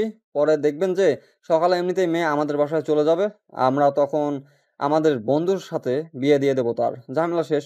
এত ঝামেলা করতে পারবো না আমরা, এতগুলো টাকা দিতে পারবো না। এখন 10,000 টাকা দিচ্ছি, যদি নিতে চান নিতে পারেন, না চাইলে কালকে যখন আমাদের বাসায় মেয়ে যাবে তখন মেয়ের সাথে ছেলের বিয়ে দিয়ে দেবো। সব কেচ্ছা খতম। কিপটে দেখেছি, আপনার মতো কিপটে মানুষ আমি আমার জীবনে কখনো দেখিনি। আচ্ছা দেন, আমরা তাতেই রাজি আছি। কি আর করার, এত কিপটা মানুষ পরে আমার যেটা দরকার আমি সেটা উসুল করে নিতে পারবো, সমস্যা নেই। পরেরটা পরে দেখা যাবে। এখন ঝামেলা শেষ করেন, আমাদের ভিতরে যেতে দেন। আর আমি অনেক ক্লান্ত, এখন আমার জামা কাপড়ের অবস্থা খুব খারাপ, আমাকে এসব চেঞ্জ করতে হবে। আপনার মতো অভিনয় বাস ছেলে আমি জীবনে সত্যি দেখি নাই। আপনি ইচ্ছাকৃতভাবে আমাদের সব খাবার নষ্ট করে দিয়েছেন, আমি সেটা ভালো করেই জানি। কিন্তু একটা কথা মাথায় রাখবেন, আমার দুলাভাইকে তো আমি মিষ্টিমুখ করাবই। তারপর সেখানে কয়েকজন মুরব্বি এসে রাগারাগি করলো যে টাকা দিয়েছে, তারপরও এত কথা কিসের? বরযাত্রী তাড়াতাড়ি যেন ভিতরে নিয়ে যাওয়া হয়, তার জন্য সবাই তৎপর হয়ে উঠল। আর রাত অনেক হচ্ছে, বিয়েটা তাড়াতাড়ি সম্পূর্ণ করতে হবে, খাওয়া দাওয়া করতে হবে। বরযাত্রী কন্যাকে নিয়ে চলে যাবে, অনেক কাজ বাকি আছে। আর এখানে যদি সব সময় নষ্ট করে তাহলে তো হয় না। নিলয় আয়াতের সাথে গিয়ে তাকে যেখানে বসা উচিত সেখানে বসিয়ে দিল। আয়াত সেখানে নিলয়কে বসিয়ে দিল। তারপর সবাই অনেক মজা মাস্তি করা শুরু করলো। কাজী সাহেব এসে বিয়ে পড়ানো শুরু করে দিল। সব কিছু ঠিকঠাক মতো হয়ে গেল। তারপর কন্যার কাছ থেকে সব কিছু জেনে শুনে কন্যার মতামত নিয়ে বিয়েটা সম্পূর্ণ করে দিল। তারপর খাওয়া দাওয়া শেষ, সব ঝামেলা শেষ। এখন কন্যা বিদায় দিবে। তখন নাবিলা যেটা কান্না শুরু করে দিল। নিলয় এমন হাসি পাচ্ছে, মনে হয় হেসে তার পেটে যাচ্ছে। ভিতরে ভিতরে আয়াতকে ডেকে এনে আয়াতের সাথে কথা বলতেছে আর হেসে কুটি কুটি হয়ে যাচ্ছে। তার ভিতরে এত হাসি পাচ্ছে নাবিলার এত কান্না দেখে। আয়াত বিষয়টা বুঝতে পারলো, তার বন্ধুকে ঠিকঠাক করলো। তারপর সব কিছু শেষ, এখন নীলা নাবিলার সাথে যাবে আর আয়াতের সুযোগ হয়ে গেল। তারপর কন্যা নিয়ে নিলয় চলে আসলো। আর বাসায় দুজনে আসার পথে কেউ কথা বলেনি, কারণ নাবিলা অনেক কান্না করতেছিল। নাবিলা নিলয়ের কাঁধে মাথা রেখে শুয়েছিল। যখন নাবিলা নিলয়দের বাসায় পৌঁছে গেল, গাড়ি থেকে নেমে নিলয় নাবিলাকে কোলে তুলে নিল, যার জন্য মোটেও প্রস্তুত ছিল না নাবিলা। নাবিলা ভাবতেই পারেনি সবার সামনে এভাবে নীল তাকে কোলে তুলে নিবে। নাবিলা অনেকবার নীলাকে বলতেছিল যে এখন যেন তাকে নামিয়ে দেয়, তার লজ্জা লাগতেছে। কিন্তু নিলয় নাবিলার কানে কানে বলল যে এটা এইবারের রীতিনীতি, এটা তাকে মানতে হবে।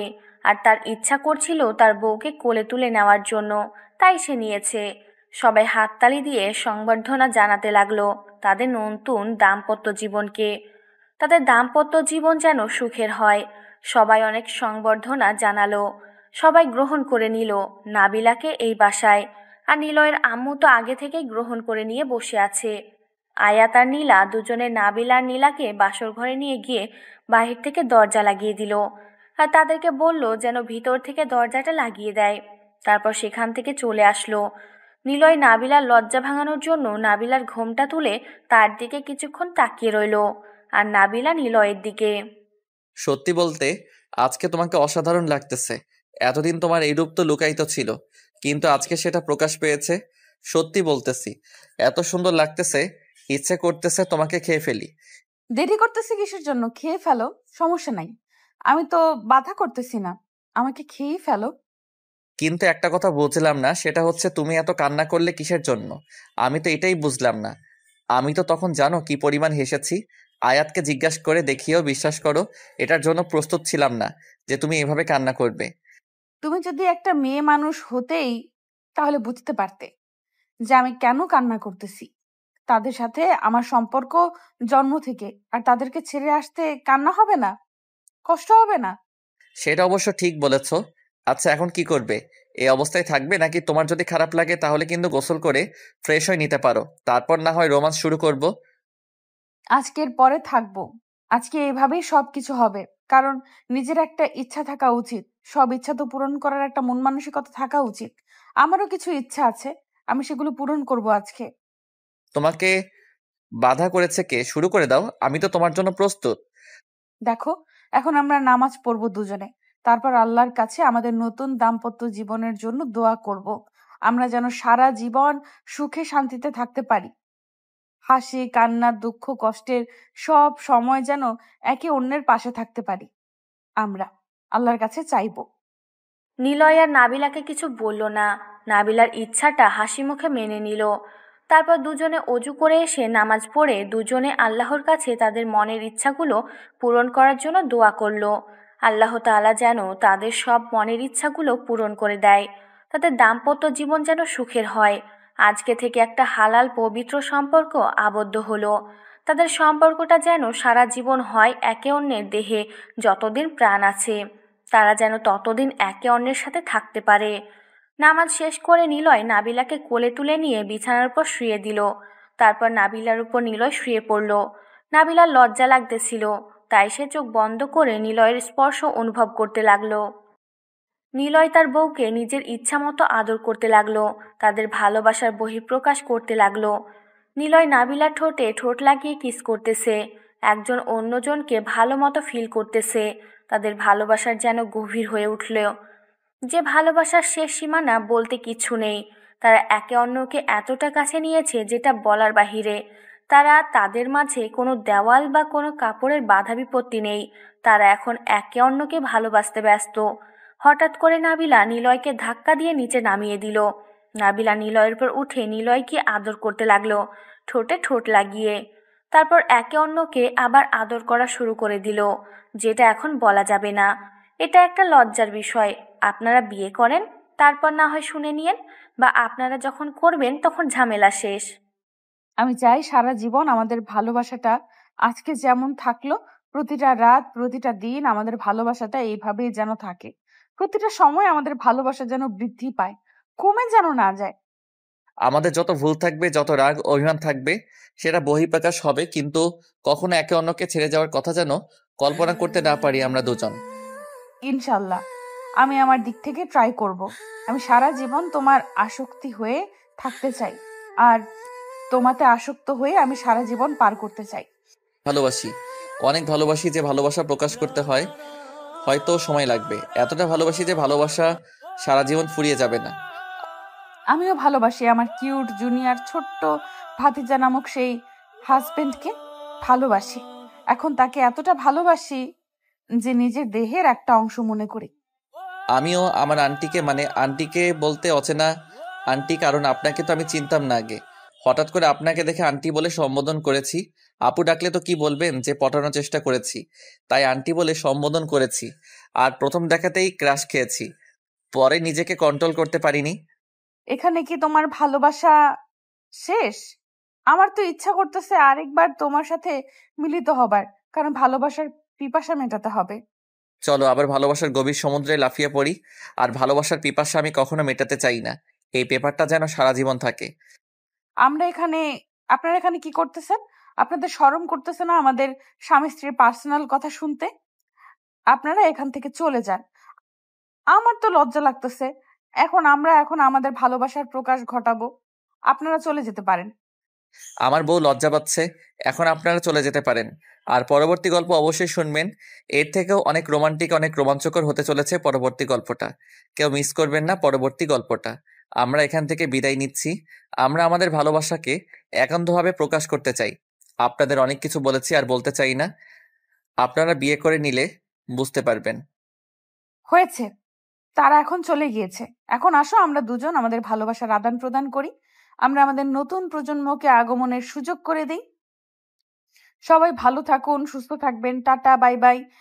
এই শোনো, চ্যানেলটি সাবস্ক্রাইব করে ঘন্টাটি বাজিয়ে দিও, কেমন?